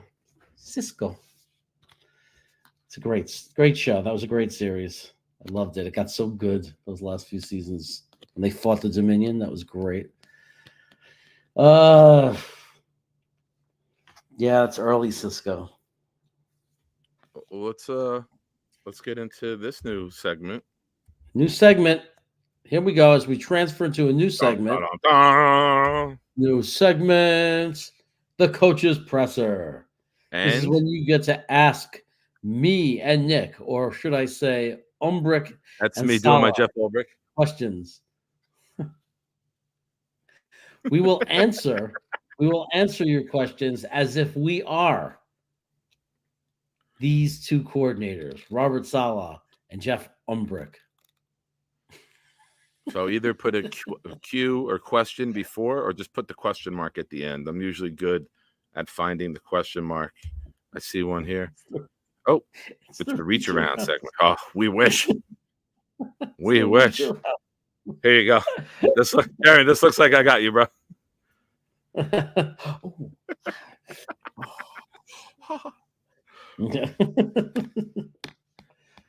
All right. I saw a question mark here. If we give you $44 million, you practice to catch a football pretty well in the offseason. Doesn't even have to be pretty well. Just show up, wear weird outfits, always have your contacts out of your. Maybe that's the problem. Every time I see Alan Lazard getting interviewed, he has glasses on. Maybe he doesn't put his contacts in to play football. Maybe that explains all the drops. I think that Sean McAteer could do it. He is, he's years of experience guarding lands, running around on horseback. He's a mount. He's like a mount, like a those Canadian Mounties. He's like a Mountie man, a strong man. I could see him out there on the field saying, "I'm McAteer," and jumping up and making really good catches. I think he could do it. Yeah. Let's who gets the franchise? Oh, first time. It's not your first time. Who gets the franchise tag? I don't see Becton getting the franchise tag. I don't see them paying that. We discussed that a little bit earlier, Mark, before you hopped in here. We could see Becton maybe get the transition or the exclusive rights tag, however you want to word it. It's a notch. The pay is lower. I think you get to average at the top 20 at the position instead of the top 5. And it's a second-round pick instead of a first. But Huff, too. If Huff, you franchise Huff with what pass rushers are getting now, you're up into the high 20s a year. The way these big contracts are now and how you can inflate the number and then hide the money, like Jalen Hurts' contract was $260 million, but like this year he's got like a $9 million cap hit. You can really manipulate the salary cap nowadays with bonuses and you can add new money every year by extending it and renewing the salary, the signing bonus the day of. And plus guys want that. They want their money up front. I'd rather get a $10 million check in May or in March, then I free up money. I help the team for that year with free agency pending. And then I don't have to wait for as much. The game checks will be less, but I'm getting a lump sum. So I hope we come to an agreement with Huff, 4 years, 88, 22 million a year. He might not want that. Maybe 3 years, 65, somewhere in that range. And then you guarantee almost most of it and give him all signing bonuses, right, Jared? Like, I don't want to pay him $30 million a year. If we can get him for 22, the way he's developing, he's not done yet. We'd have JJ, Huff, McDonald, Quinnen. We'd have all of our best pass. JFM is still there for at least a year, I believe. You got your 5 best pass rushers locked up. That's how you keep winning with this style of defense. You keep your pass rushers, you keep reloading, and you keep them locked in. Yeah, look, the defense is going to stay good if we keep players like that. We're going to stay on top. I just want to tell Billy SBC, I'm actually coming out with a video that's going to be an in-depth analysis of how to build an offensive line and like what other teams have done and building an offensive line. So stay tuned for that because I know you were curious about that. And it's not going to just be based on me. I'm getting some expertise in it. It's going to be an informative video about what teams have done to build an offensive line and what the Jets could possibly do better. Oh, can I give some input on it? This might be a spoiler alert. Hit on your picks and hope they stay healthy. Thanks for watching. That's the Nick Cliff notes of it, right? Pretty much. But a lot of it has to do with making the picks. Oh, there we go. On the same. How long is Boyle's leash going to be before you go back to letting Zach stink up the joint? And will you be making Zach run the stairs with you while wearing Woody's chain? I love his brain. His fucking brain is so fucking unique, man. I don't think they're going to go back to Zach. I think they're going to go to Trevor Siemian. Siemian. I can't. He can't move. He can't move. No, I'm not saying it's the right move. I'm saying it's what I think they're going to do. I know. I'm with you. When will JD stop being villain and stop signing his useless friends? I think it happened. I think Douglas comes in and says behind closed doors, hey, look at this defense. We built this defense. Allow us to do some work here. Stop picking buddies who are over the hill. You want Cobb to be a wide receivers coach next year? Okay, we'll do that. He's been that anyway. But, I mean, aside from bringing in Devontae in a trade, who else is there for them to bring? Everyone else that was good with him is retired. So, Yeah, it's got to stop. you guys, It's like we got to draft a wide receiver, get another get more offensive line help. Obviously, get another weapon, wide receiver. It has nothing to do with being his friend. Just give him and say, now you got your weapons, you got your running back. We improved our offensive line. You got your 2 wide receivers and with a bunch of role guys. Go and you have a top 5 defense to keep you in every game. Good luck. Yeah. And that's it. Albert, I don't agree with this. Thanks for the comment. You guys simply showed Joe Douglas's ineptitude since he could have solved several problems by moving Huff. Well, number one, we don't know if there was any offers for Huff, so we can't speculate on that. Number two, if you want to fix the Jets' problems, you need a solid offensive lineman. Those guys do not become available. So I don't think you can roast Joe Douglas for other things, but I don't think you can for this one. But I think Joe Douglas don't think it's fair with this comment. I think Joe Douglas's biggest mistake was in the offseason when they made Zach Wilson the number 2 quarterback, and they chose not to go out and get a veteran when they were available, and they chose to go with Tim Boyle. That was the mistake. They should have gotten a competent backup quarterback in the offseason after experiencing Zach Wilson last year, after experiencing him losing it at the end mentally. They should not have assumed that he was going to get over that. They should have prepared for the possibility that Zach Wilson was not going to be able to do it. And there were guys available in the offseason that other teams got at reasonable prices. And we let that happen, and we let those guys get away, and then we put ourselves in a really bad situation. Agreed. That's his biggest mistake as a GM. I can't blame him because we've had to use 13 offensive linemen. Because of injuries. Larry Stricken asks, do you think the Jets will replace the turf due to a difficulty of attracting free agents? Well, it's bigger than that. It's a shared stadium. The Jets and Giants put in this new turf this year. There's so many other stadiums. Here's the issue with putting in grass.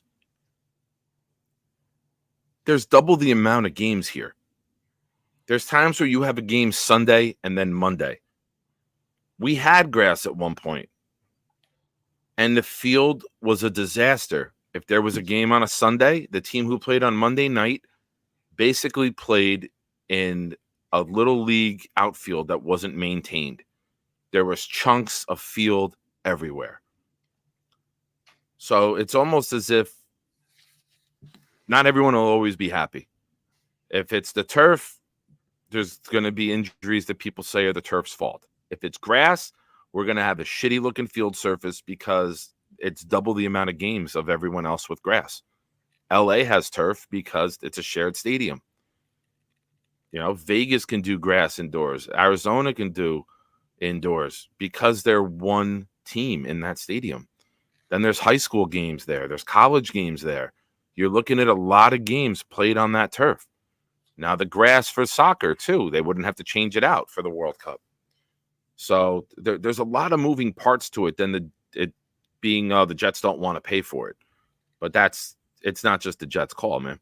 That's not at you. That's at everybody who bitches about this. It needs to be a mutual decision. You have to be able to maintain it, and that's a lot. You know, how would we feel if we play Monday night after a rainstorm on a Saturday night into Sunday, and the Giants rip the field to shreds on a game on Sunday, and we play Monday night and the field's a disaster, and we got guys falling? The bitching won't stop. It will always be bitching. I'm not saying you're doing that, Larry. Just Jets Twitter. They always find something to complain about. It'll just be a new problem to complain about, basically. It's But amazing to me that with all the technology we have in this world, right? The fact that we're all here together right now, listening to us talk and able to chat live and show questions and like all the technology we have in this world, it's just amazing that we don't have some solution that's better than the turf they have out there now. That there's not a better material or an invention or a way of doing this, that we have a safer, better turf for the players to play on. It just seems crazy to me. I mean, like when you think about the things we can do with technology and we can't figure this out. yeah. Knob asks, what's the free agency game plan? Are there definite targets on offense, or is JD going to keep pretending to be the American Pickers? Great reference, as always, with you. I always love the finishing words in his comments are always fantastic. Well, you got to get a lineman, and you got to get a starting caliber wide receiver. It's going to be interesting to see what we do in free agency, because that will tell us more of what our draft plan is. You need to come out with a starting elite wide receiver, whether a T. Higgins, a Calvin Ridley, or a Marvin Harrison Jr. if we lose out, or Keon Coleman, or Niebers from LSU, or Rome Odunze from Washington. You get one of those four. If you re-sign Becton, Veritecker comes back healthy, you draft an interior offensive lineman in round 3, and then you take a wide receiver in round 1, and then you bring in a veteran who can do swing right, left tackle in free agency. I think we're okay. We're not elite, but in the 3rd round, if we don't even trade down. If we could trade down and get a 2nd round pick, you take a tackle in round 2, a receiver in round 1, and a guard/center in round 3, because Tittman's shown he can play inside or outside. So we got options. It's nice to have options. I don't think we take a quarterback in round 1. I don't think in a year where Salah and Joe Douglas and with Aaron Rodgers, jobs will be on the line for a playoff mandate next year. You're not taking a guy in round 1 who can't help you win games immediately. Right, Jeff? You agree with that? Yeah, I think you might see a mid-round quarterback selection. I'm not saying I think there will be definitively, but I wouldn't be shocked. Like if we come up there in the 4th round or the 3rd round, or we make a trade, back in the 1st round, and we have extra picks at any point in that draft after the 1st round, if the Jets pick a quarterback, it will not be shocking. We'll understand exactly what the plan is. Okay, that you're supposed to do that. You're supposed to once in a while in the mid rounds take a quarterback and hope. Like you like him, you see something you like about him, and you try to develop him. And you always have young quarterbacks that you're working on. A lot of teams have successfully found quarterbacks that way. They've managed to have quarterbacks, if not starting franchise quarterbacks, they've managed to have very good backup quarterbacks, which is something we could have used this year. So, it wouldn't be shocking if they did that. Do I think he has a game plan? I think he always has a game plan. I think he has a plan A and a plan B. I think the plan A is for every position. I think they go into free agency and they look at certain guys, like who are the wide receivers, who are the offensive linemen, who are the people, and some other positions too. Who are the available players? What's the value we place on those players? So he has a set value. His plan B is after we make our move in the order of how we value those players, once we hit our budget, we go to the draft and we utilize the draft to fill the rest of the holes. So it starts with free agency and then it moves over to the draft. That's what I think the game plan is. And believe me, there's always guys that we miss that he's got his eye on that we love the second they sign him. So you know what I mean? Like when we got Whitehead, suddenly everybody was freaking out. The greatest signing ever. Or Reed. Nobody saw Reed coming at cornerback. And now he's one of the, he's helping us formulate one of the best duos in the NFL. So trust that that Judge, that Joe Douglas has that plan, and he has a record of sometimes where he's missed on that plan, but he also has a record where he's been very successful in bringing in quality players. Yeah. So yes, I think there's a game plan. Okay. Mark asked a big question. Did the Jets lose the ability to use the transition tag since Jeremy is already transitioning? into a couch. I don't even understand it. You were transitioning gender. When do we have to worry about the deadline, Adirondack Fly Guy? And thanks for watching. Is May, I believe. It's usually May after the draft. It's usually May 15th, middle May is the time you have to pick up the 50-year option. But that's a good point. Vera Tucker has missed almost as many games as Becton did, and we didn't pick up Becton's. So very curious to see what the number is on AVT for year 5. And yeah, might be the same thing, right? You might tell him go into a contract year next year and stay healthy and dominate. And then we can go from there. God, I hate my keyboard. Don't worry, man. If there's anyone who knows how to read mistypings from big fingers, it's me, bro. I got you. It's like a different language. I could pick up on it. No worries, man. Yeah. Yeah. The more you write like a kindergartner, the more Nick is going to be comfortable. Yes, the more I relate to it. Yep. If the only way it would be better is if it was written in crayon. Well done, Jared. Well done. Yeah, I agree. Whoever brought up Bakhtiari was a name that I was throwing around in our DM chat, our Twitter DM chat we reference all the time, you know, with Dom and Tigo and Gunny, Adam, Buffalo Jet fan, and Jeremy and myself. And everyone was against it. This was in the preseason. Everyone was against it, saying he can't stay healthy. He can't stay healthy. And then he gets hurt again. I don't think you could take that contract on with how little he's played. We've had so many injuries on the line. If you bring in a guy like that, you're bringing him in to start at left tackle. And if he gets injured again right away, you just look foolish for signing a guy who is constantly injured to a position group that is constantly injured. I just don't think it makes sense. You need somebody who's shown a good track record of health. I think you're on board with me with that, right? With Bakhtiari, that name. I mean, we can't pay any real money for him. I mean, like we don't have. It's like the team doesn't have. It's not like we're 80 million under the cap with tons of money to throw around. It's a very, very delicate situation. The difference between being a championship contender and having a chance at the Super Bowl next year and not having a chance are decisions like that. And I don't know how you make a decision to bring in another guy that can't stay on the field when we already have 2 offensive linemen that can't stay on the field. It's just, and we're a team that has a history of bad luck when it comes to having guys stay on the field. I think you need to at least start out with guys that are reliable, that have been, dependable for wherever they're coming from. Agreed. Knobcraft, who changed his logo again already.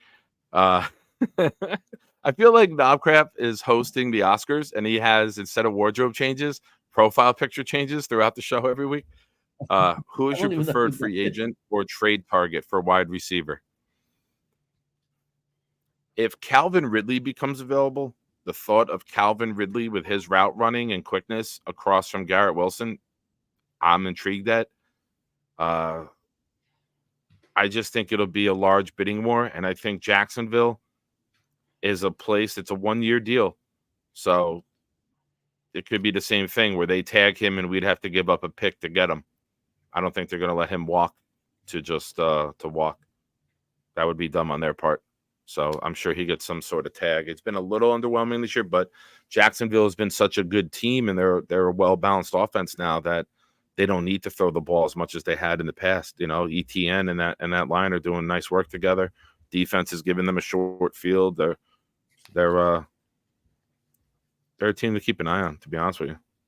Oh yeah. But I would pick Ridley because of his quickness in and out of routes. I think Rodgers would light that shit up with him and Garrett together. But my dream is Marvin Harrison Jr. in the draft, where we lose out. If we lose out, we pick top 3 and 2 quarterbacks go 1-2 and Harrison Jr. falls to us. Yeah, I think there's no question that I prefer it to be. I think all the key roles that are left really need to be dealt with in the draft. I think that we can make some moves to, in free agency trades for depth. I don't see any blockbuster moves that make sense for us because I don't think we could afford to trade draft capital. We really don't have any extra draft capital to trade. And I don't think we have a ton of money to spend either because we have to worry about retaining our own players. So I don't see big moves. I see more of the Joe Douglas value moves. We might bring in some guys, and one of them might pan out and be make a real difference and be a contributor. But I don't think it's going to be a big name. I don't think you're going to see a giant move. And if we do, it's going to be at the cost of certain guys. Like it means that we're going to let Becton go and we're not going to retain Huff and we're going to free up more money. And that's how that's going to happen. So it'll come at a cost. But I definitely don't see us giving up draft capital at this point. We're already bleeding a little from the loss of the second round pick. I think that if we don't have an opportunity to take one of the top 2 tackles in Harrison, so if we end up with the 7th or 8th pick in the draft, for example, and we don't have an opportunity to take one of those top guys, I would expect a trade down if there's a trade partner that gets us back our second round pick. And I see us taking more of the second tier, the best of the rest wide receiver or offensive tackle in the first round. And then in the second rounds, go for the other position. And then in the third round, go for an interior lineman and build like that, in the spot that we need the most help. Yeah. Would you take Mike Evans for a first or a second? Mike Evans would be a free agent. But from everything I've read and from insiders and articles, Mike Evans and Tampa want to stay together. His family's down there. He's been there his whole career. I don't think Evans ever leaves Tampa Bay. That's just where I'm at with it. I don't think that's something that happens. So I don't think he's a viable option because I don't think he ever hits the market. I think he just stays there. I think he extends with Tampa and rides that out and wants to be a Tampa guy his whole career. I'd be surprised if he left, but we've seen Tom Brady leave New England, so you can never say never, right? Joe Namath was a fucking Los Angeles Ram, so never. And Joe Montana was a Kansas City Chief, so let's never say never. Aaron Rodgers is a New York Jet. Like the craziest shit has happened, but I personally, Sean, don't think he ever leaves there. I think they value him too much as he wants them. I think it's a 50-50 street. Yeah. A couple of you in the chat have mentioned, I didn't want to single out one of the comments, trading back in the draft. If say we win a couple games and we're picking in that 7 to 11 range, Marvin Harrison Jr., Fashanu from Penn State, the tackle, Alt, the tackle from Notre Dame. Those are 3 guys that if they're all gone, I'm okay with trading back. You can't pass on those guys and trade back. But I'm okay trading back if those guys are gone. So I'm on board with that. I just didn't want to pick one of your comments because I saw Harlan and a couple other people mention it. Yeah, I agree. Here we go, Daniel. Thanks for watching, Daniel. Congratulations on your win, Daniel. I know you popped in my stream on Saturday night. Nice win the other day. I have to say that too. I gave your Dolphins a hard time earlier, and you kicked our ass. So nice win. Do you guys really think the Jets can pass on O-line? I do. And if we trade back, I don't think we pass on O-line. I think Joe Douglas lets the value of the board fall to him. He's not going to reach for a position. It's never been his thing. He trusts the board. If O-line is the highest ranked guy there, they take him. Like I said, if it's Alter Fashanu, you don't pass on those guys. But if it's somebody, I think. I mean, I would say if one of those 2 offensive linemen are on the board when we pick, assuming there's no Marvin Harrison, then I would say, no, we can't pass. Like we have to take him. We have to take Alter. We have to. It would be hard. It'd be a horrendous mistake not to. But outside of that, I don't think it means that we're not addressing it. Like if we ended up trading back and went wide receiver first, but got a second round pick, there are going to be offensive linemen in the second rounds that and maybe like after that, then remember we have a third round pick. You could take a really good center and move. AVT and Becton could end up being the tackles that start the season. You could have an a tackle that you take in the second round be the swing tackle. And then you bulk up the inside by moving Tipman to right guard, and and AVT out, is obviously would be the right tackle, and then you have the new center that's ready to start. So there's other The new what? ways to I'm sorry, the new what? the center. So there's other ways. There's other ways to solidify. What I'm saying is, there's ways we can solidify the offensive line, without taking an offensive tackle in the first round. But if Alt is there, you just have to grab him. I mean, he's the kind of guy who could be that piece for the next 10 to 12 years. Yeah. He's a very Joe Thomas-ish player, right? He's fundamentally sound. He's got good feet. He doesn't look like the fastest guy in the world, but he gets to every block, and he's in the perfect positioning to make the block when he gets there. So that's somebody who you don't trade out. You don't pass. Dom said it perfectly. Dom C said it perfectly. If you pass on a Marvin Harrison, a Fashanu, or an Alt, those will be guys you are always chasing at that position. Those are guys who will be all pros, multiple. You don't pass on those guys. Now, if we're in a position where they're gone, that's where it gets interesting. That's where you're going to see either a trade down, somebody maybe jumps for a quarterback, we pick up a second-round pick. Something else Dom has said, it's a deep draft for tackle and a very deep draft for wide receiver. So if you can get some extra picks in that round 2-3 area, I'm okay with that. Yeah. Sean adds the trade down to it. becomes a lot of players. Or if you would give up anything for myself. Also, would that change your draft strategy? Or would you grab one later? I just want to pick your brain. I wouldn't give anything up. I mean, there's nothing to give up for Evans. Evans is either a free agent or he re-signs with Tampa Bay. So there's no scenario of giving anything up for him. Would you change your draft strategy? If we get somebody like a Ridley or a Higgins, I think that eliminates a round one wide receiver. Like I just said, there's about 19 guys who might go in the first 3 rounds as of now, according to Dom, and something we've talked about, I think, on Saturday on my show or last week on Adams. We were bringing up wide receivers and the depth of this draft and wide receivers. So guys who are rated as maybe a second rounder might not go to the third round because how deep this class is. And it's not that they're sliding down the draft board. It's just the value of the position is elite this year. So I still think you come out with one because I don't think one upgrade is enough with this offense. I want as many weapons as possible. I want guys who can get open nonstop. I want multiple options on every route because everyone can beat the guy. I don't want dummy routes out there because we know the guy can't get open. We're watching that shit this year.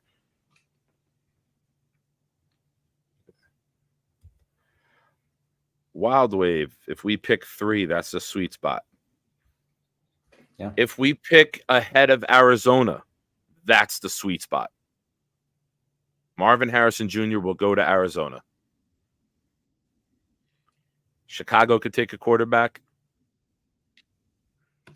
New England should take a quarterback. Arizona is is absolutely Arizona 100%. If whenever they pick, if Harrison is there, they're taking him. That is like almost a fact. Yeah, Giants too. Almost a fact. Giants already dropped the nugget this week with Schoen, the GM. Yeah. He was like, "It's not necessarily that we're taking a quarterback. We got Daniel Jones. Like he's kind of saying, hey, if we can get this playmaker, it makes our quarterback better." So those are 2 teams that you got to really keep an eye on, Jay. Yeah, the Giants have been trying to get a real playmaker at wide receiver forever. Like they've been, and they invested. Like they'll take offensive linemen in the later rounds, but they've used so much draft capital on offensive line tackles, and I totally see them taking Harrison if they had the chance, and worrying. and worrying about the rest of it. But and I think that the Giants, Arizona, I think the Jets fall in that realm also. I mean, we need things, we have needs, but it's it's like we're talking about a generational player. We're talking about it's a special thing. It doesn't come along very often. I mean, this is a guy who is possibly top 5 wide receiver in the NFL year one. Yeah. Here's a question from Wild Wave. Neighbors or Coleman? Neighbors like a way between Elijah Moore and Keon is like Mike Evans. I like Keon Coleman because I think it's the perfect complement to Garrett Wilson. I think Coleman would be the perfect guy to put across from Garrett. I think they would both bring great things to the table and not be a carbon copy of one another. I think that's a great combination. That's also, I mean, obviously the dream pick is Marvin Harrison Jr., but if it's not him, Coleman is my number 2 guy to pair with Wilson. Not my number 2 guy in the draft or the rankings yet. I haven't done that, but I really love how Coleman could match up with him and the things that they could do together. Yeah, I like Coleman. I like Coleman, and a guy I like in the middle rounds is Shepard. And that I might even do both. If we ended up trading down, took Coleman with our first pick, then took a bunch of guards, and then in the middle rounds had enough picks or had a pick where we can get a wide receiver, I wouldn't even be afraid to take a second wide receiver and take Shepard. It's a nice big target. I think lanky. I like him. Freddie Tittman needs to anchor the line. Well, here's the huge benefit of having Tittman.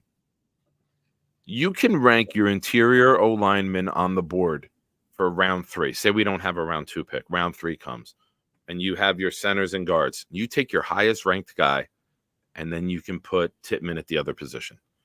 He could be center. He could be guard. So that's the blessing of Joe Douglas's draft picks, of having positional versatility. Yeah. Hey, Gary, thanks for watching. Trading down requires finding a suitor. Yeah, they tried last draft and seemed to draft McDonald when the offers went with the transaction. Agreed. The teens are a really tough spot. Top 7, top 8, you're more likely to have a team that wants to jump to get the first player at a position, or to get a quarterback, or to get that first edge rusher if they don't go, right? In the teens, you're not going to trade up and give up a lot for the second or third guy at a premium position. You'll just let the board fall to you. So the worse you are, the better chance you have of somebody wanting to jump up to your position. Oh, here we are. Yeah, that's where we are as of today. Bring this up. So you see, we got Carolina.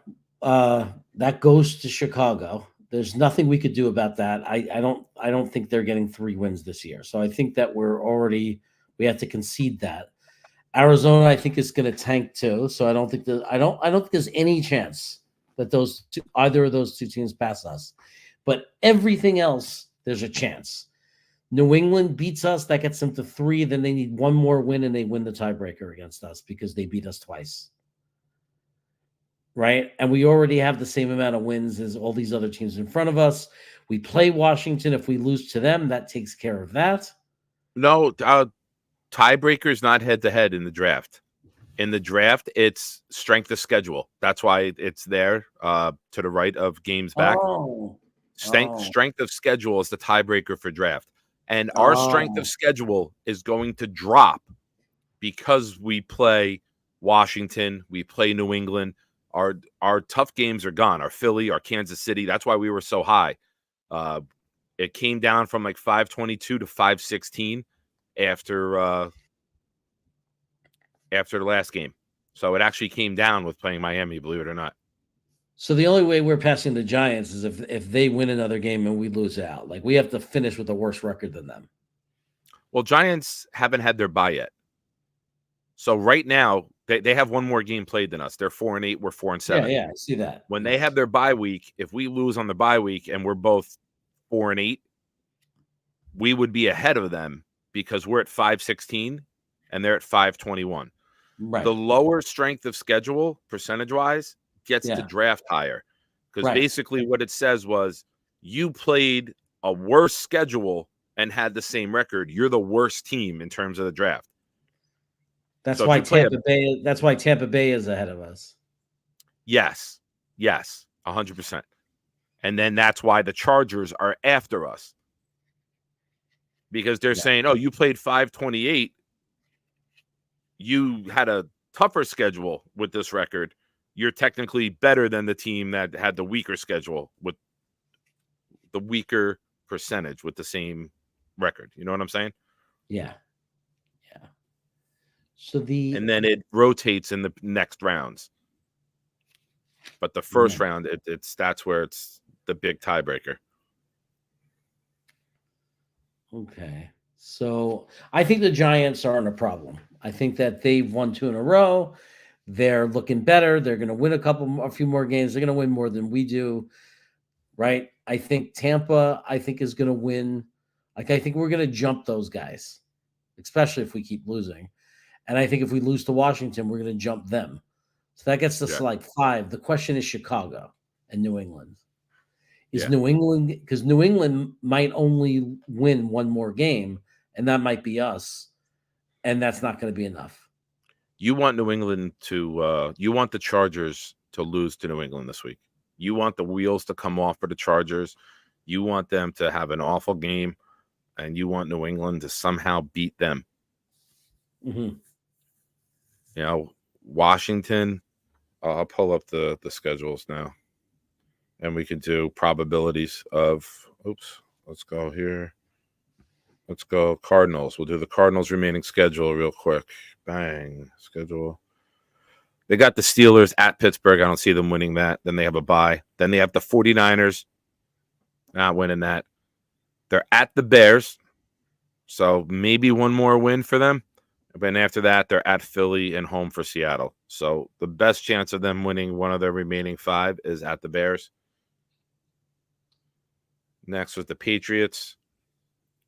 Patriots remaining schedule is Chargers this week at Pittsburgh. They're home for the Chargers. I see that one. At Pittsburgh. I don't see them with that. Home for Kansas City. At Denver. At Buffalo. Jets. So Chargers and Jets are 2 games that they could potentially win. And they got Kansas City, Buffalo, Denver, Pittsburgh all have winning records. So they're going to have a good strength of schedule. And if we end up tied with them, we should probably be ahead of them. Right. Tampa plays the Panthers this week. So that should be a win for them. Yeah. For Tampa, you mean, right? Yeah. Washington has Miami this week, which should be a loss. Then they go bye week. And then it's Rams, Jets, 49ers, Dallas. Again, they beat us. That moves us up the draft board. And if we're putting Tim Boyle out there, I can't see us saying any of these games are a given for us. As good as our defense is, I don't see us really doing anything. I mean, look, we can't score points. I mean, the reality is we can't score points. So if you can't score points, you can't win. It doesn't matter how good the defense is. The Giants have their bye this week. So in theory, if we lose, right, Jared, best case scenario for draft purpose, Tampa Bay beats Carolina, we're at 7. We lose, we're at 6. Our strength of schedule, we lose this week, we can move up to 5. We should be at 5. Tampa Bay beats Carolina. They have 5 wins. We're ahead of them. Giants were 4-8. They have a better strength of schedule. We're ahead of them. Washington loses, same thing. Better strength of schedule. We're ahead of them. So if you're looking for the draft, we could be as good as number 5 by Sunday afternoon at 4:30. Well, what's interesting about that is it would be interesting to run a mock draft as the 5th pick a bunch of times and just see how often people drop and certain players drop, because 5 starts to get into a very serious conversation about the best offensive tackle. Not the best, but alt. If you're going at 5, you have a chance to get Harrison, Fashanu, or alt, because I believe May and Caleb go in the top 2. Now, best case scenario for us is somebody falls in love with a third quarterback, right? Bro, And that guarantees us either that can Harrison happen. or the top tackle. Right. Imagine getting a choice. How amazing that would be to get a choice. But you're right, that makes sense. If we pick 5, there are 3 positional players that are gold. Harrison, Alt, and Fashanu. So if we pick 5, knowing that 2 quarterbacks are going to go, automatically we're in that 3. Yeah. Automatically. Dom said the other day in the chat, 6 is the worst place to be. 6 is the worst place to be, because that means, we're going to miss out more than likely on one of the top 3 positional players. And that's our needs. The top 3 position. It's the best year for us ever to be in the top 5, because it's exactly meets our needs. Yeah. Like, it's either wide receiver or offensive line. That's exactly our sweet spot of what we need. Yeah. Unbelievable. Yeah. If you took Fashanu, I was thinking we could do a mock. If we took Fashanu, he would be. I mean, would we keep AVT on the outside, Lincoln Thompson, Joe Tippmann as guards, and then draft a center in the 3rd round? Or would we retain Becton, go Becton and Fashanu, and move AVT back to guard? If we're top 5, I believe Becton's gone. I think they're going to go. I think Becton's gone at that point. And then you let AVT be right tackle. You let Fashanu or Alt be left. And they could re-sign McGovern if a rookie center is not ready. Yeah. Or so this scenario. You have Fashanu or Alt at left tackle. You bring Becton back at right tackle. You move Vera Tucker back to right guard. And you have Tomlinson and Tippmann. Yeah. No, that's what I'm saying. I mean, that would be great. That would be great. I think on where we draft depends on what type of contract and if we give Becton a contract. Right. Or if you need money elsewhere, you let Becton go. You put Vera Tucker at right tackle, and then you draft in the 3rd round. You draft an interior lineman, either guard or center, and you let Tippmann play the other one. Apparently, we could do a mock draft. I've never used this technology for a mock draft. Oh, no, that's Tankathon. That's their mock. That's their mock. They don't have a simulator on Tankathon. That's their mock draft. So right now they have us taking Brock Bowers. That's not going to happen. Yeah, but the top 5, I agree with. Caleb, Harrison, May, Fashanu, Alt as the top 5. Look how high they have Jaden Daniels. That's amazing. That's really high. It's not unrealistic, but I'm saying he's not rated that high in other sites. Kool-Aid McKinstry. Kool-Aid McKinstry. Somebody named their kid Kool-Aid.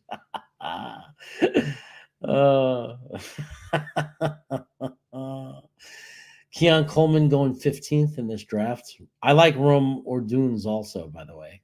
It's a big target. Mike D, that's not true.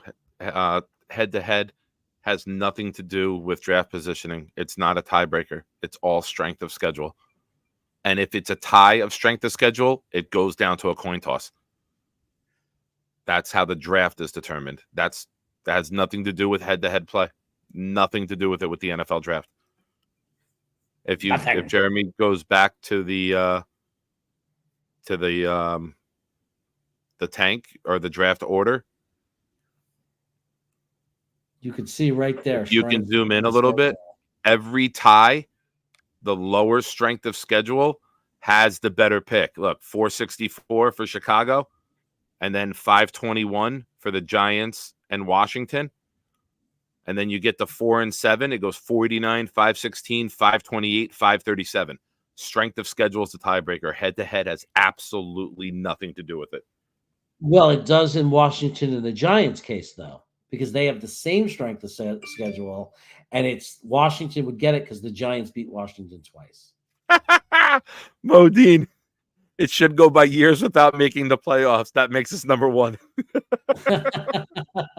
Modine, you said something so positive, and you're so adorable. That's almost a huggable thing. Mike, we started off the show with talking about the possibilities of Rodgers and what winning could do. We did cover that, buddy. We would pick one every year. And the Jets take their usual spot at the podium for to ruin the best player in the country, to somehow blow it. And in breaking news, no players have declared for the draft because the Jets pick first. In hopes the Jets will make the playoffs this year, every college player has refused to come out. In an unprecedented move, the NFL has decided to give it every first-round pick to the New York Jets in attempts to help them make the playoffs. I mean, look, it's not. I mean, I understand Mike's point. There is a possible. I mean, if you want to go there, there's a possibility we make the playoffs, and this is how I would see it happening. We're able to beat Atlanta because Atlanta's not a great team, and let's say we just completely shut down their quarterback, created turnovers, and won the game. Okay, boom, check. Then we go. I don't know how we would beat Houston. I really don't. But let's say he's a rookie quarterback. Let's say we give him all kinds of problems. We get a few key turnovers, and we win a field goal battle, and we somehow beat Houston. Now we would be 6-7. And I think you'd have to start thinking maybe AROD is now practicing very seriously and thinking and telling the guys, if you could win the next game, I'm coming back, baby.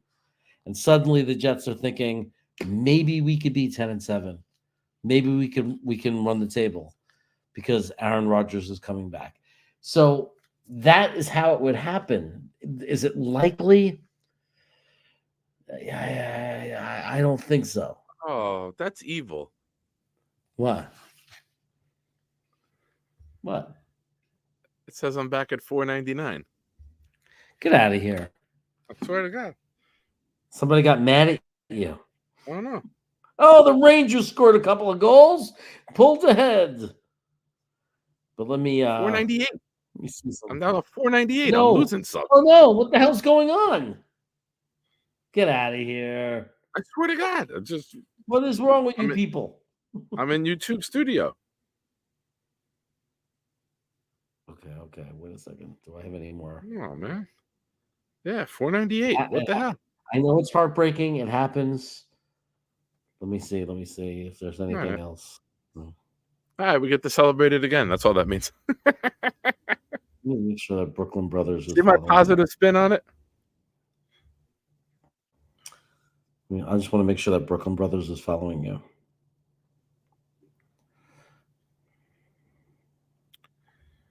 Well, maybe the Brooklyn Brothers. Oh no, they are following you. Shit, I can't even help you. Come on, people. What happened? I'll get it. We'll get there. Who dare harm? Who dare harm us? I heard this laugh. I can hear this belly laugh right now from Wild Wave. I felt your laugh, Wild Wave. Oh, you think it was him messing with you? Boom, here we go. All right, I'm on it. This is what I like to see. This is the type of comments I like to see. If you can break down how we get in the playoffs at 9-8, I will sub to Nick right now. All right, let me pull up.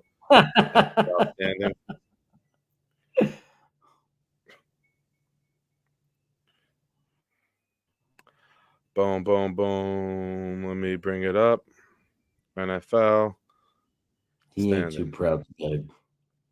Well, the first thing, we need to find a way to win the next two games. We got to be 6-7 going into Miami with a possibility of having Schweitzer, Becton, Brown on the line with Rodgers coming back.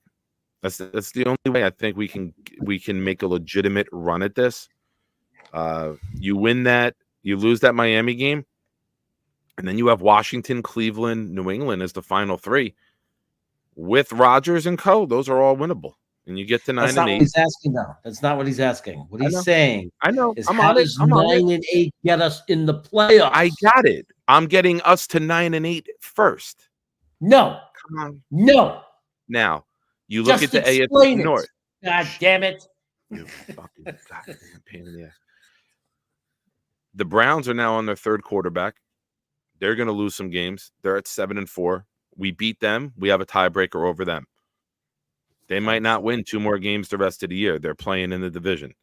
Bengals have lost Burrow. They're 5-6. I don't think they win 4 of the last 6 games.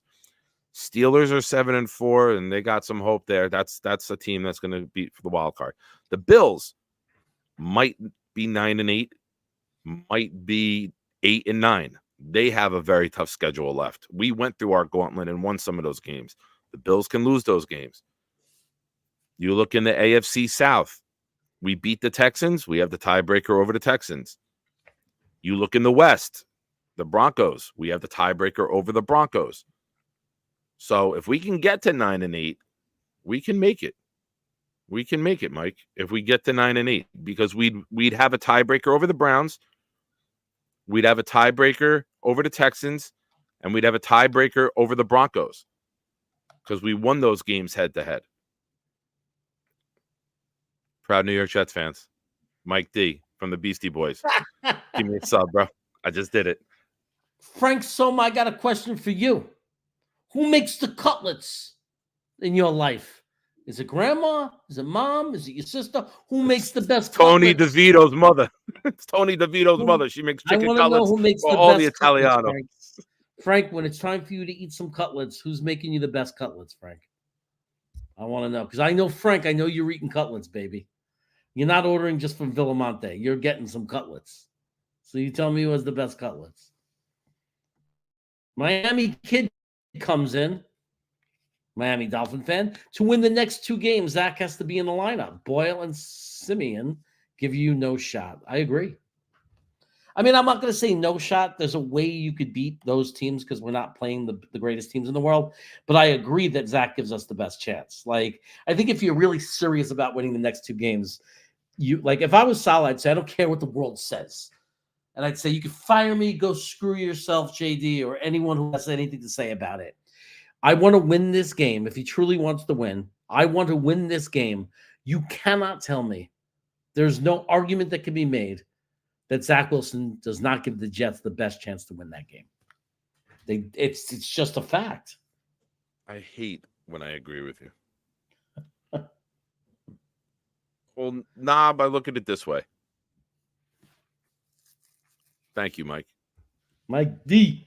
Are we really going to celebrate a victory over New England when they throw the game to tank for a higher pick? Are we really going to be upset with just Bill Belichick fucking up another first-round pick on an offensive player? Like, do we really think that Bill Belichick's going to nail the pick? If we have a chance to make the playoffs, you want to win that game. If we have a chance to get in, all these other AFC teams, 8 and 9, might be able to get a wild card because all the contenders have to play one another. Denver's got to play Kansas City. Denver's got to play the Raiders, I believe. AFC, the Browns have to play us. They got to play the Steelers. They got to play other teams in it. You want the higher team to run away with it, and all these other teams floating between 6 and 10 to lose, and we can slide up. I don't see Belichick tanking a game against the Jets and ending that streak. I think if it's his last year as a coach, he hates the Jets. I think he wants to leave saying, "Ha, you never got to beat me. Like in all those years, you never got to break that streak." I don't see him just giving it to us. I don't. Because why does he care about next year's pick? He's probably not going to be in New England next year, to be honest. A lot of pressure on them. A lot of pressure on Kraft right now to get rid of Belichick. The fans have turned. And Bill Belichick needs, I think, 22 more wins to become the all-time winningest coach. That might take like a decade the way they're going. Nah, but I'm not worried if New England snags Harrison because who the hell are they going to have to throw it to him? You're going to keep running it back with Jones or Zappy, or they don't have a quarterback up there. It would take them a couple more years before they even get a quarterback to throw it to them. Yeah. Wow. Really? Frank, that's a huge tip. Pecorino. Now, what type of grated cheese are we going with, Frank? What type? Pecorino. You got to go to. You can find Are we pecorino in talking a good fresh Italian grated? pork store. Talking fresh grated cheese? Yeah, hell yeah. Yeah. Yeah. All right. Dude, I'm gonna Go eat. to I'm not a Italian, cooker, really. good Italian deli pork store. You go to what's the name of that? Wegmans. Find a Wegmans. Wegmans has good pecorino. Okay. Get it fresh cut off of a wheel. I think you have to, Raw Power. If you're picking top 2, you're picking 3. The Jones is a disaster. He's been benched multiple times this year, but Zappi's just as bad. I don't think there's any scenario where you can bring in enough talent to make him good. The coaching's bad. The players are bad. The quarterback's bad. That entire offense needs to be rebuilt. Well, what is he saying? You got to go get the Icatelli? I don't know anything about that. The Locatelli? Locatelli? Oh, I don't know about the Locatelli. I'm gonna have to send me a link, bro. Send me I need further counseling on this. What about Vegeta knobcraft? Vegeta, the Hungarian or Macedonian seasoning, Vegeta. I heard you supposed to throw that onto everything. I heard. Okay.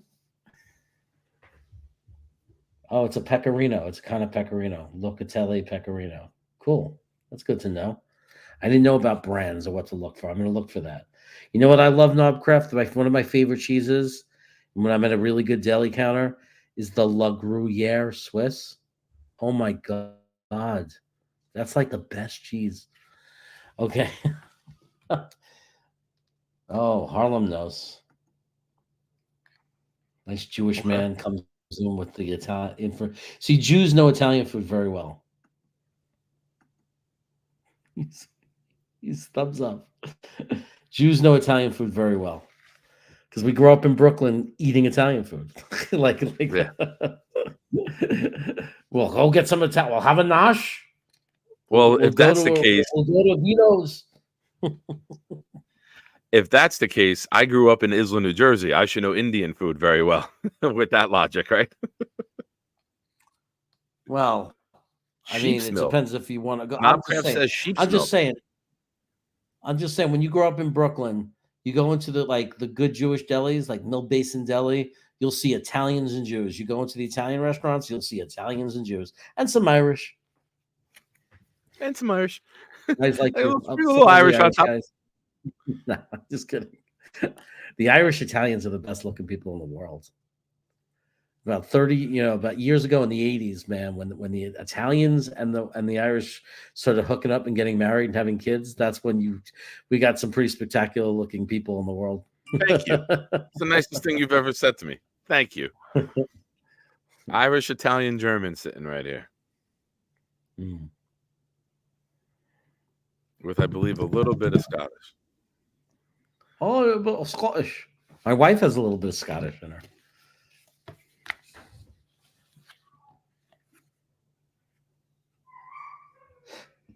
Oh, hold on. We got more. Go buy Golfetta salami. Okay. Frank, I'm going to give you my login for for DoorDash, and I'm going to have you put together a shopping list for me and just hit submit. Oh my God. Don't drink the water. Okay. I love the pictures that our chat has as like their icons. It's so good. Patty, I need to ask about Flint, Michigan. How many times does someone try to sell you Amway? Because I remember that Mike Wilmore did like a thing out of Flint, Michigan, and like every other person that lived in Flint, Michigan was trying to sell Amway. So I'm just curious, did you ever sell Amway? Has anyone ever tried to sell you Amway? Did they tell you to like put pictures of your dream house and places you wanted to go on the wall and sell you like the whole dream thing and I'm just curious if you got the whole sales pitch, because I got it. I got pressed pretty hard by some Amway people when I was in college.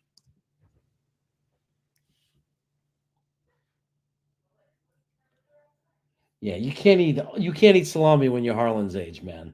You ain't sleeping that night. You're gonna have gas and heartburn. Oh, are we The over? chest. Guys, we're way over. I didn't realize we were over. Oh yeah. I think we gotta close up Y2K's show. Isn't he on tonight? Yeah, 10. He started.